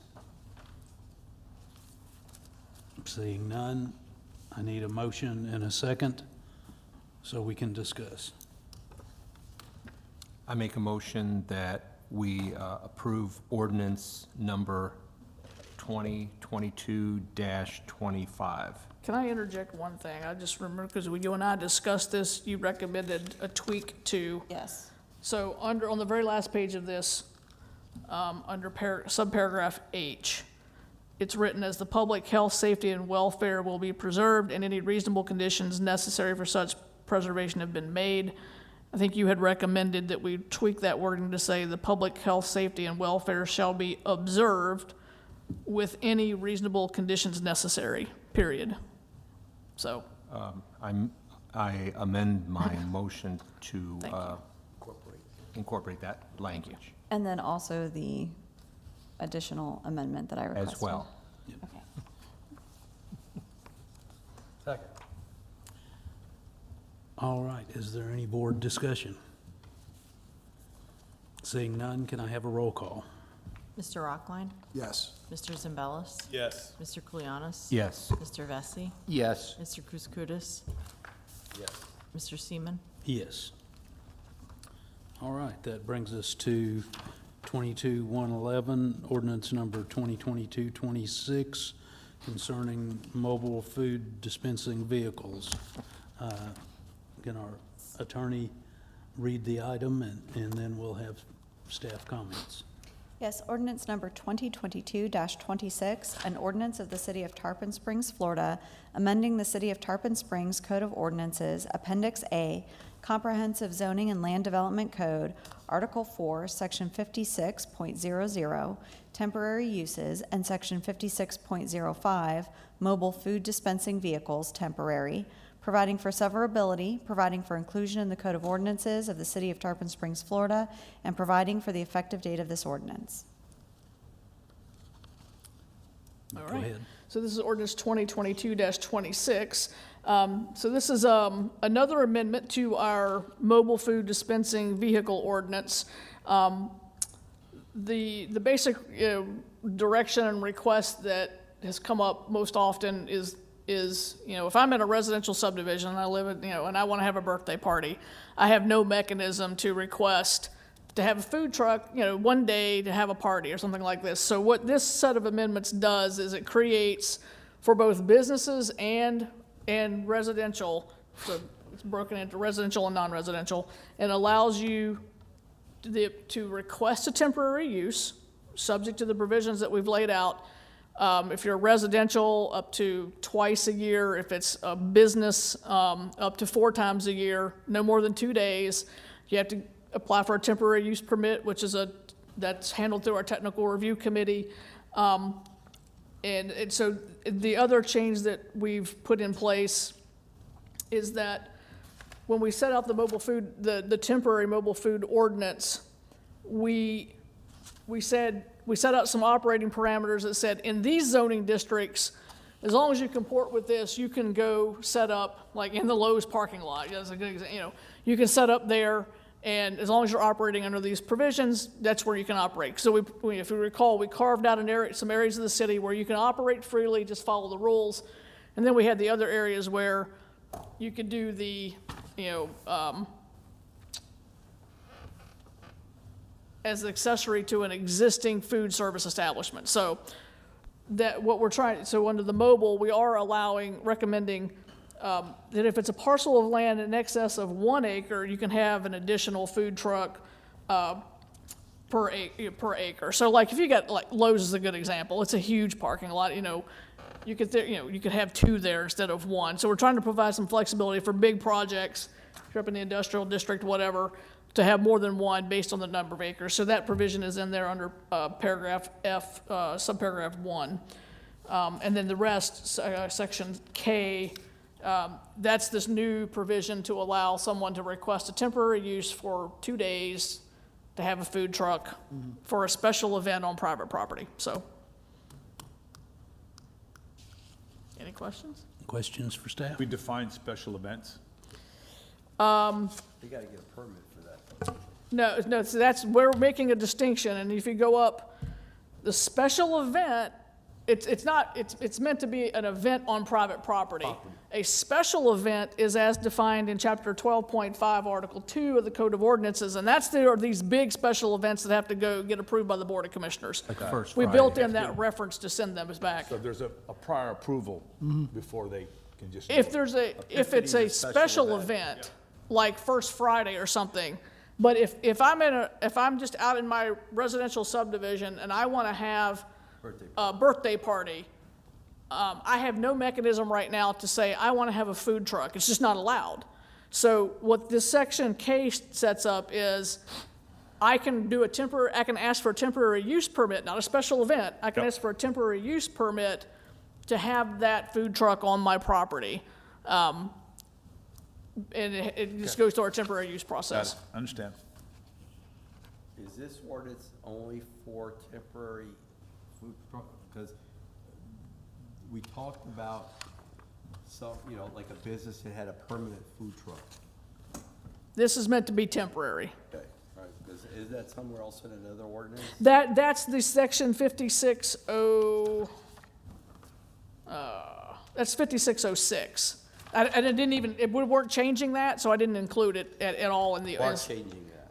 No, not 5606. Okay. Only the temporary food All right, trucks is fair the only thing being changed. That other section we're not touching. Okay. So, This is just a curiosity question for the city attorney. If a private residence is allowed a food truck, does that supersede HOA regulations or not? no. It does not. And the city doesn't regulate HOAs, so it wouldn't be incumbent on the individual that owns the property to check with their HOA to make Okay. sure, that they can do what So they're if doing. it's not allowed in HOA, that's not allowed. Right. We actually exactly. put in here under B, homeowner association approval, if applicable, shall be required. So we will at least require an acknowledgement. They don't have to approve it, but an acknowledgement that they've been notified. Okay. So we will require, we did the same thing with chicken permits. Of which they're roaming the streets, but that's okay. Is there any restrictions with regards to this I know section whose they are. regarding proximity to other restaurants, other? No, because these are, like I said, these are for a business or something like that. They can only get them for four times a year for 2 days each. So it's pretty tightly constrained. So no, there's no distance separation So requirements. for those 4 times a year or whatever they are, they can put it in front of It's gotta be on their property. On their property. Can't be on the public right of way, it's gotta be on their property, so. The only time they can be on the public rights of way is if that's approved through that special event Special events. ordinance, exactly, yep. Okay, I'm further using all questions? kinds of hand gestures, I'm sorry, but that's the way I talk, Directing traffic. yes. You do well in Tarpon Springs with hand gestures. You fit right in. Yeah. All I had. If there's no further questions of staff and no public comments, I'll entertain a motion in a second. I would make that motion to adopt ordinance 2022-26 with the aforementioned amendments for the printing code and the site and project verbiage. Second? Any discussion? Can we have a roll call then? Mr. Rockline? Yes. Mr. Zimbelis? Yes. Mr. Koulianos? Yes. Mr. Vesey? Yes. Mr. Kouskoudis? Yes. Mr. Seaman? Yes. All right, that brings us to application 22-116. It's amendments to the Tarpon Springs transect-based infill code for the sponge docks and community redevelopment area and the SMART code. If our attorney will read the ordinance for us, and staff will have comments. Okay, just a moment. I lost the title. Okay, ordinance 2022-27, an ordinance of the City of Tarpon Springs, Florida, amending Appendix B of the City of Tarpon Springs Code of Ordinances, a transect-based infill code for the sponge docks and community redevelopment area by amending tables 5B1 through 5B12, specific transect zone height standards, and section 4.5.2, accessory unit maximum area, providing for severability and providing for an effective date. Go ahead. Thank you. So this is ordinance 2022-27. The major part of this ordinance is cleaning up the confusion between hotel heights as conditional uses or special hotel heights and whether or not they require conditional use approval. We essentially had some circular references between the special area plan. So you have the 9 character districts, we have the sponge docks and the downtown, and within those character districts and all that's adopted as part of our comp plan, there were specific hotel heights cited. And then it said, refer to the SMART code essentially for what those specifics are, for how those are regulated. Mm-hmm. And then in the SMART code, it had a circular reference that said for special hotel heights, refer back to the special area plan. So essentially what we have done is anywhere that a height in the special area plan, we're not changing anything in the special area plan, anywhere that a height that was specified for hotels as, like, if, for instance, in the sponge docks, hotels are permitted 4 to 6 stories. And that, it doesn't say by conditional use or whatever. That should have been taken care of in the SMART code, and it wasn't.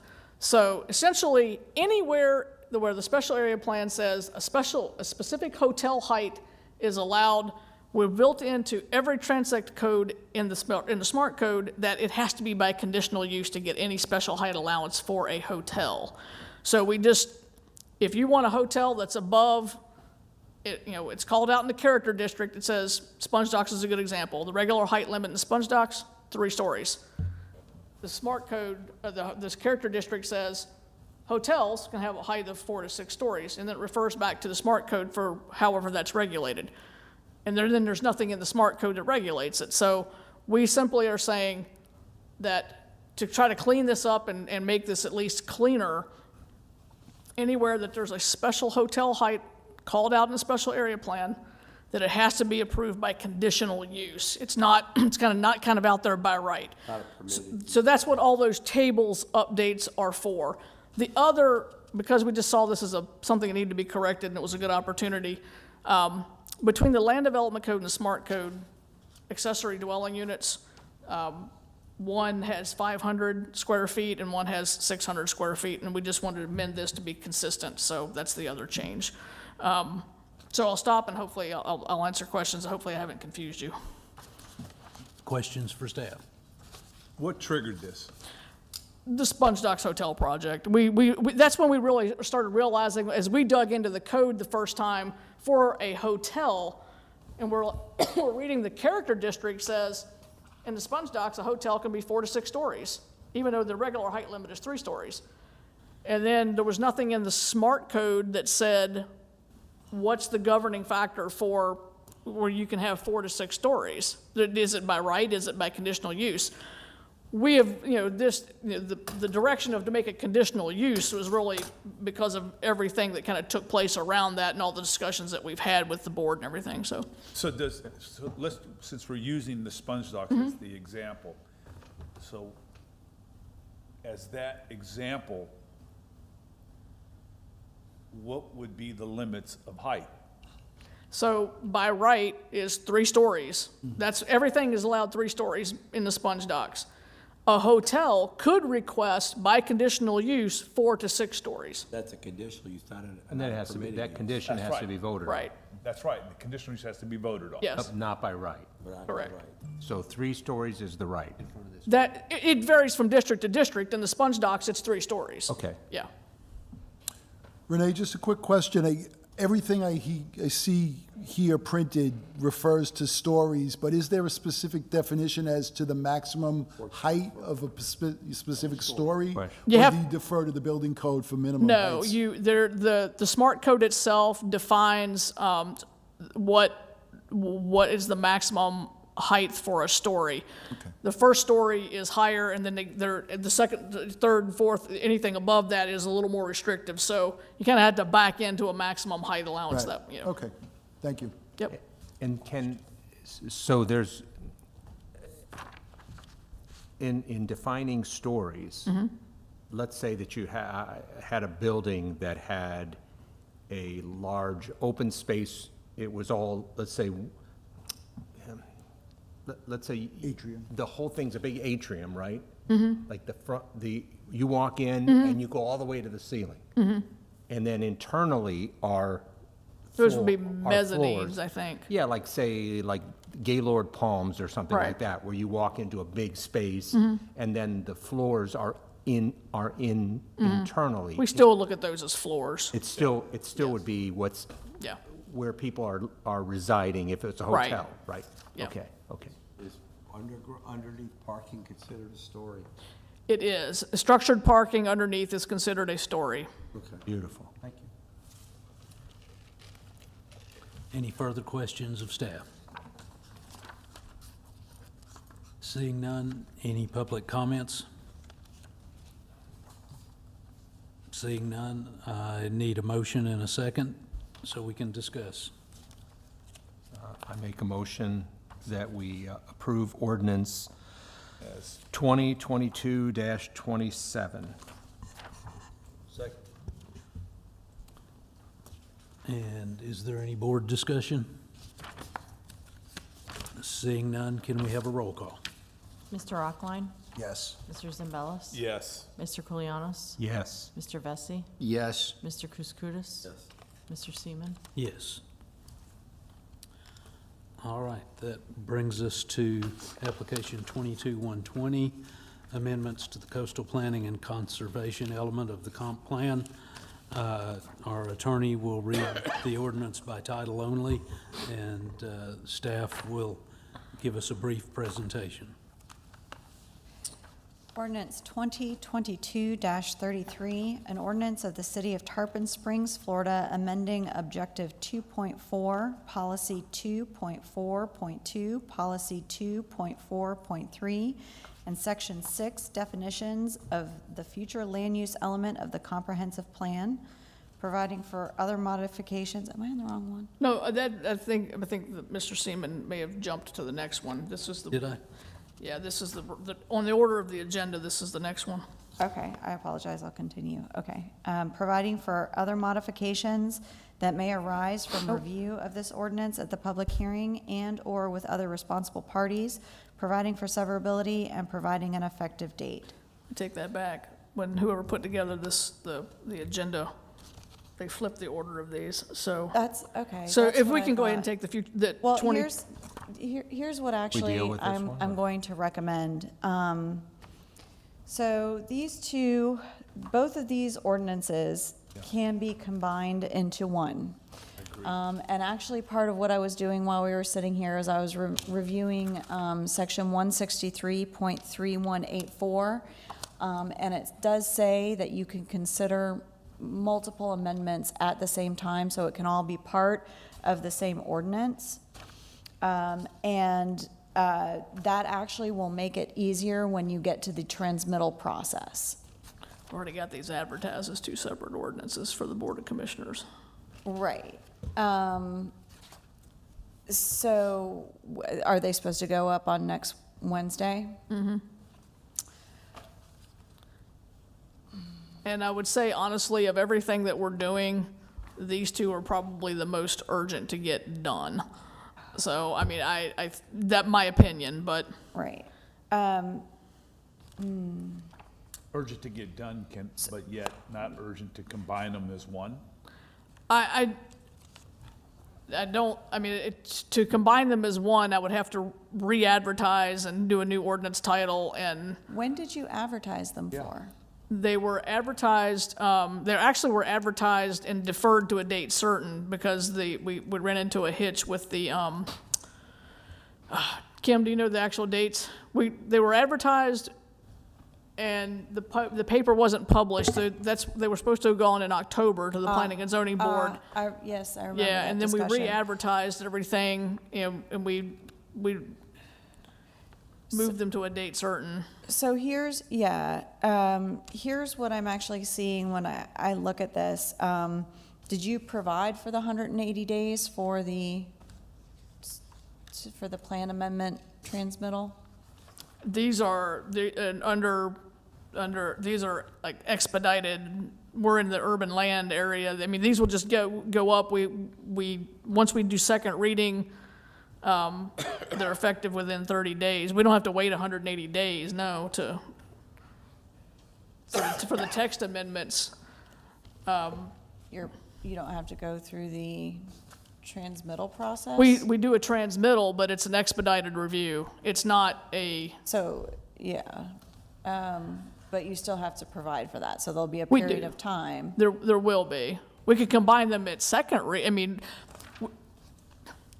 we would do the ordinance and we would take them to first reading, we would transmit them to the state, and then at second reading, then once the state waits for any agency or, comment, and if there is none, then they simply, Approve it. yeah, then when we do second reading, we just transmit the final ordinance to them.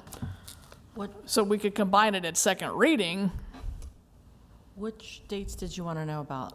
The two comp plan ordinances, 22, Right. 33, and 32. The first reading is December 6th.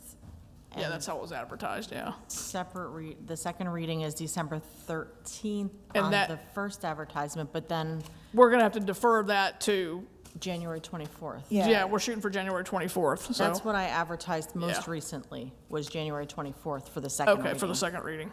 Yeah. So theoretically, we would transmit to the state. They have, because it's a very short turnaround for agencies to provide any comments For the expedited for the review, expedited yeah. review, yeah. Okay, which one of these do we want to start with then? Well, I read the second one, it would appear, the. The future 20 land. Yeah, Yeah. for the, 2033? correct.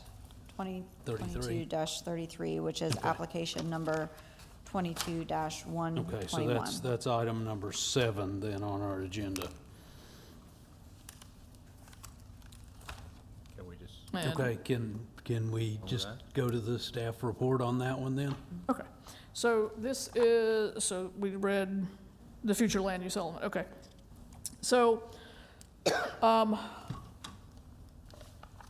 in the two commercial land use category, future land use categories, commercial limited and commercial general, the comp plan, the categories allow for certain things as secondary uses, residential being one of them.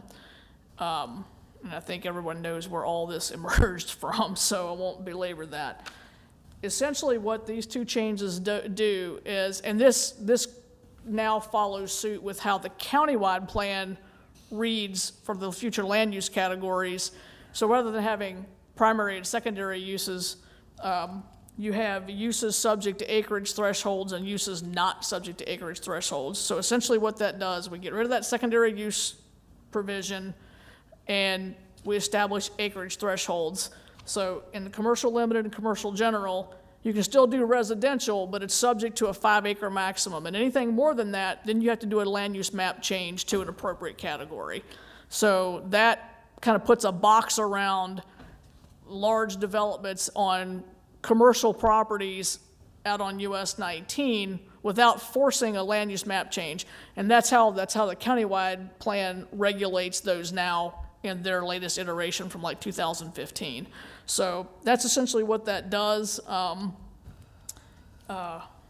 hopefully it makes sense. We'll carry that acreage threshold provision through to the other land use map categories when we do the full update to the comp plan that's ongoing now. So, but we wanted to do this for these and get this one taken care of. Questions for staff? We're talking about 2022-33? Correct. Okay. Question that I have, and I don't know if this is the appropriate place to put it, but one of the things that came up at one of our other meetings at one time was transferring density. Is that something that we would put here, the densities? We have a separate provision for that in the land development, it's in the land development code and it's also in the comp plan. Would be changing that to where you can't really necessarily transfer densities from one property to another? I know this is not the place for it. This is not the place for it. I mean, and I think that's a larger, that policy discussion, I haven't been given direction on that one, but it's something that I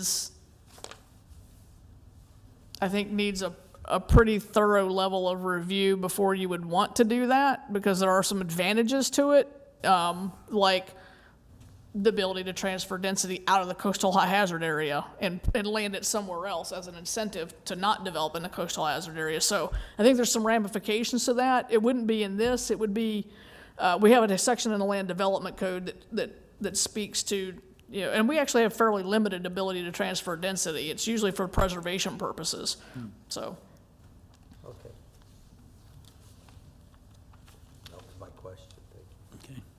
Any other questions for staff? I have one with regards to objective 2.4 and then 2.4.2. B, when I read that second paragraph, uses subject to 5-acre maximum residential, and the strike through residential equivalent, and the last one, institutional and transportation / utility use. I have a question mark about the transportation utility use. And why that falls into this category. I'll be honest with you, I picked that up because it was in the countywide plan rules for a similar category, so I went ahead and added it because they were going to flag it when I send it to, because I will have to send this for a consistency review to Pinellas County, or to the Countywide Planning Authority, so I knew they were going to flag it, so I just went ahead and put it in for consistency with their plan. For my benefit, what does it mean? Dumb it down for me a little. Oh, a transportation utility use. So, like Duke Energy, the big substations, things like that.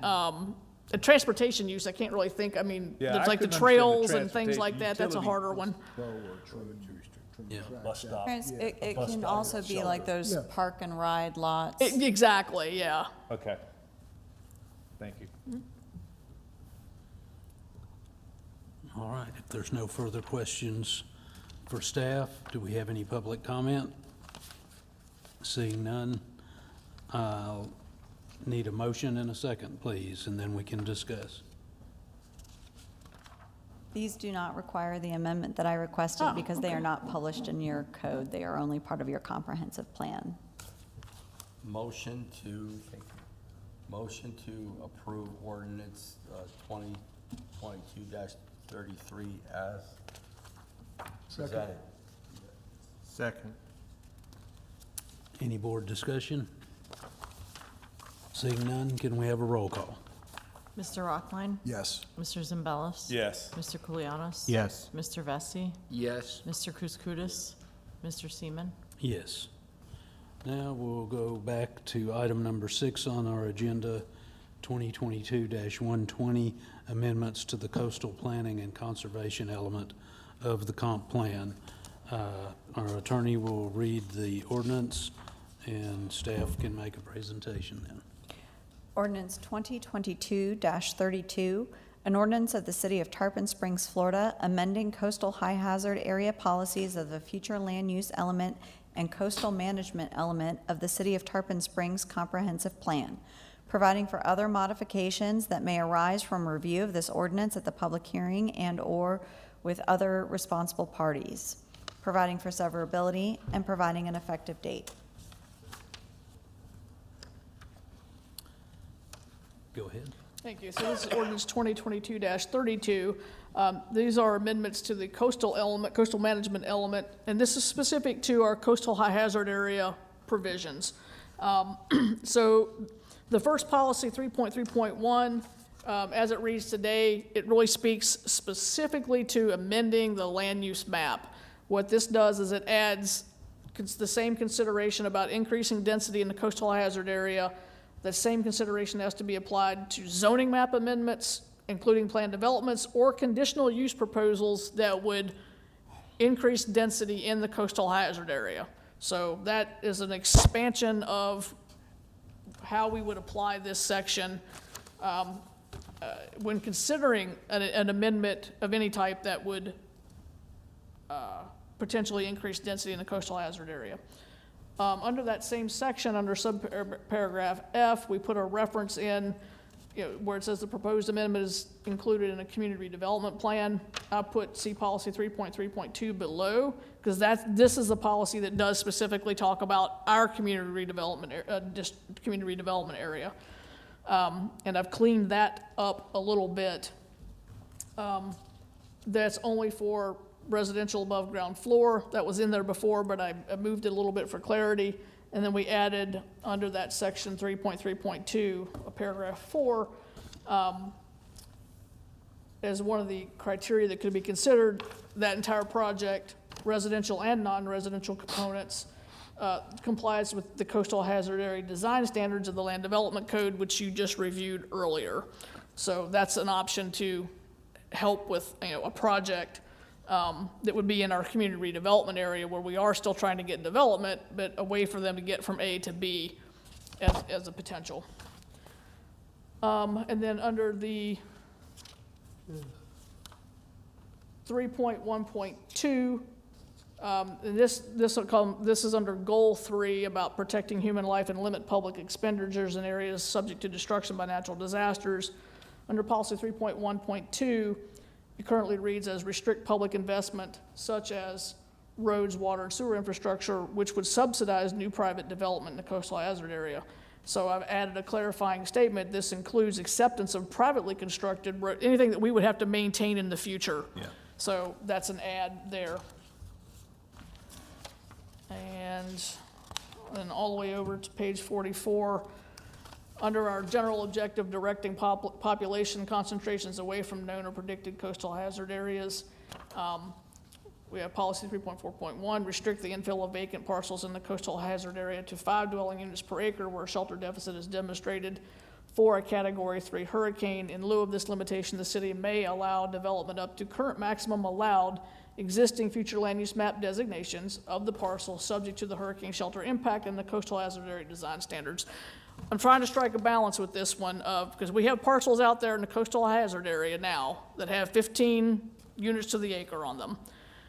And whether that's an absolute right or whether it's not, that's what the density is. So I'm trying to provide a path that says you got to do some things in order to tap that density, and if you don't, you're gonna be limited to 5 units to the acre. So this is a bit of a fine line that I'm just trying to straddle here with this about not completely ripping apart property rights on things that already exist. So the attorney may have to help with this one as to whether or not this is appropriate, so. And that, I think, is, hold on. That are all the changes. Any questions for staff? When you say properties that already exist that are contrary to this, then is that in a rebuilding situation? Or what? No, we have vacant land that's, that has land use designations on it at 10 units to the acre, 15 units to the acre, but by the future land use map category, that also is in the coastal high hazard area. So that policy right now, it just simply reads, restrict public, oh, that's the wrong one, hold on, I found the right one.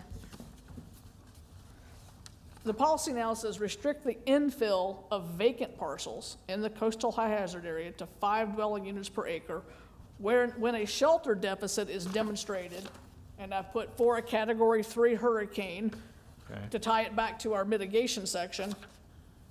And then I've added another sentence that says, in lieu of this limitation, the city may allow development up to the current maximum allowed by the existing future land use map designation of the parcel, subject to hurricane shelter impact mitigation and coastal high hazard area design standards of the land development code. So if you're willing to build to base flood elevation +3 in the next higher wind load category, the city can consider that in allowing you to build above 5 units per acre if you've already got a land use designation that says I have 10 or 15, but you're gonna do something extra. That's what this was intended to be. So basically, so I understand, is if somebody's, we're not grandfathering them in, even though they may have been, 10 units per acre, by adopting this, now they have to comply, and they may lose density if they don't comply. If it's already developed? No, this is vacant land. Vacant Yeah, land. that's, okay. So I think to a degree, I think we're drawing a bit of a bright line in the sand here of if you're not willing to do anything, even though you might have 10 units to the acre in your future land use map category, by the fact that you are because right now it just says restricted to 5 dwelling units per acre when a shelter deficit is demonstrated. That would come under the permitting process though, wouldn't it? Right. Okay, all right. So, So that's your, I've always had a bit of, like, interpreting this ordinance as it's written right now, or this policy. It just says, restrict the infill of vacant parcels in the coastal hazard area to 5 dwelling units per acre when a shelter deficit is demonstrated. So, okay, so now I go do a shelter a study and everything, and until you get to probably a category 4 or 5, if it's a small development, let's say it's only, a couple of acres of land, and you're only talking 10 or 15, is it worth even, it's not, it's immaterial at that point.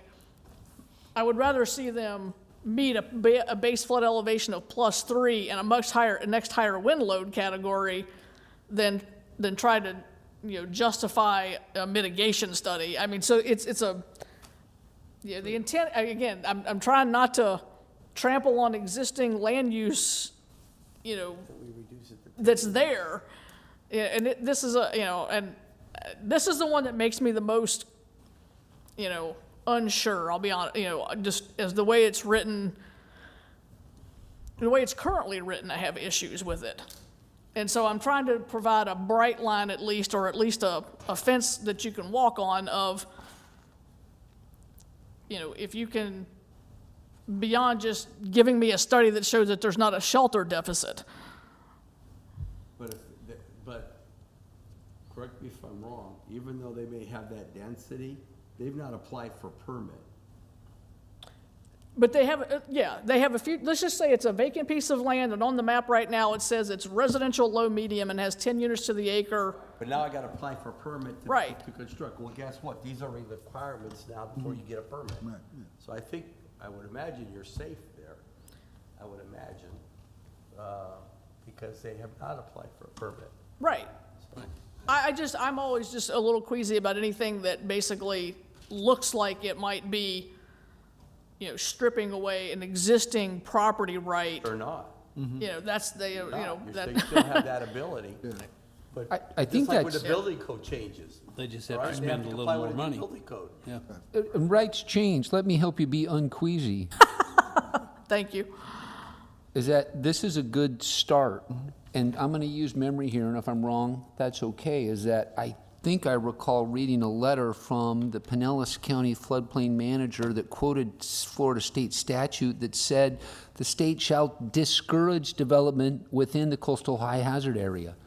And I would like, unfortunately, to remind us that what just occurred south of us is a perfect example of what happens when those rules are ignored or conditional uses are granted, or we'll just hope for the best. Right. So now we have a concrete example of what happens when we don't apply a less queasy approach to coastal high hazard development. And if this is the minimum that we could put forward, I think it's good.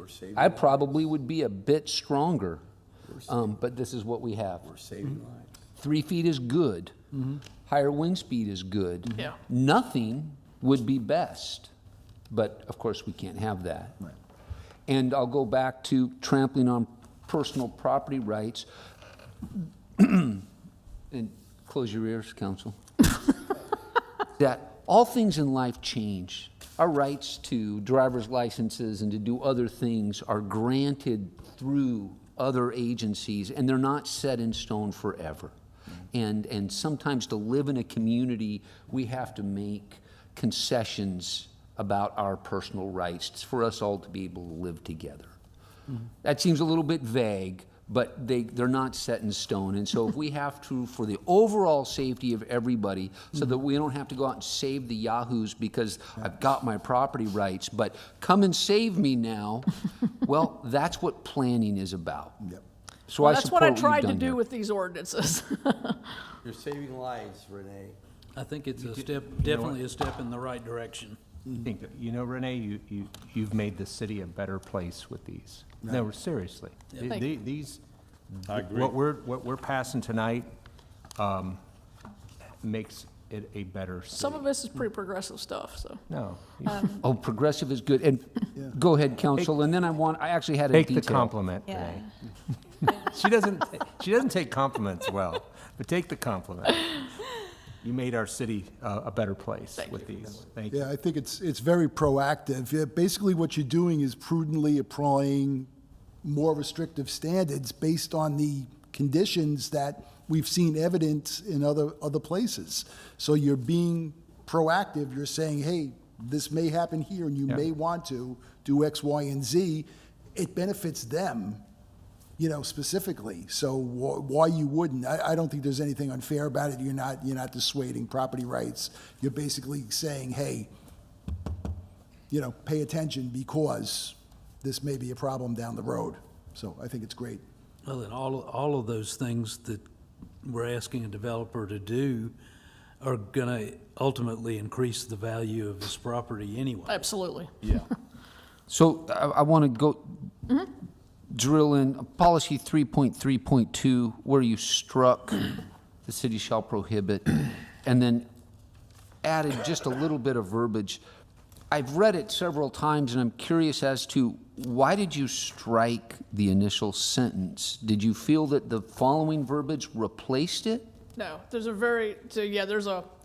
roundabout explanation, but, so there was a set of amendments done to the comp plan back in 2018 timeframe. And so if you go back up to policy 3.3.1, that whole section, that was all added in 2018. That didn't exist. So previously, the only policy was 3.3.2, and it said, the city shall prohibit future land use density increases within the coastal high hazard area. And then we had within the community redevelopment area, or we provided some specific instances where you could. So when they adopted that ordinance in 2018 that put in this policy 3.3.1, they didn't make a correction that really needed to be done, which was because now 3.3.1 is the larger policy about increasing density in the coastal high hazard area. It supersedes It 3.3.2. did, and so they should have struck that through to make it internally consistent, and they didn't. So that's why I'm striking it now. Understood.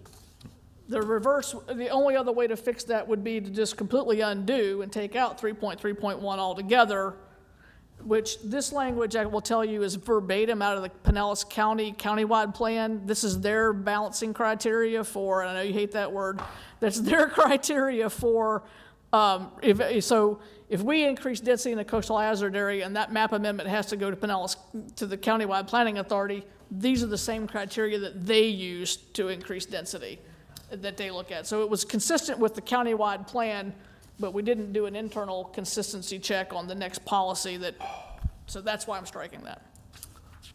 So the county's not allowing any coastal development anymore? I wouldn't say that. It's, Not Pinellas County, the countywide planning authority. Actually, Pinellas County's pretty hard on it too, so. Further questions for staff? I actually do have a suggestion. So I am looking at objective 3.4, policy 3.4.1, where it talks about the category 3 hurricane again. Yes. I would say it should be for a category 3 or higher hurricane. Okay. Because the way that it reads, the plain language would indicate that it's only for category 3, and you want to make sure that it's for category 3, category 4, category 5. Okay. There's a little bit of a presumption there that it's going to cover that. Right. But the way that it's worded, it kind of sounds like it's only for category 3. And then the other thing I wanted to point out is I went back to the title of this ordinance. And there are 3 provisions that are not provided for in the text that you have set forth here. And it's the last one. It says, providing for other modifications that may arise from review of this ordinance at the public hearing and/or with other responsible parties. So that needs another section? That needs a section that provides for that, because that's not Okay. provided in there. The providing for severability section is not in there, and the providing an effective date section is not in there. So all 3 Okay. of those sections need to be added to this ordinance.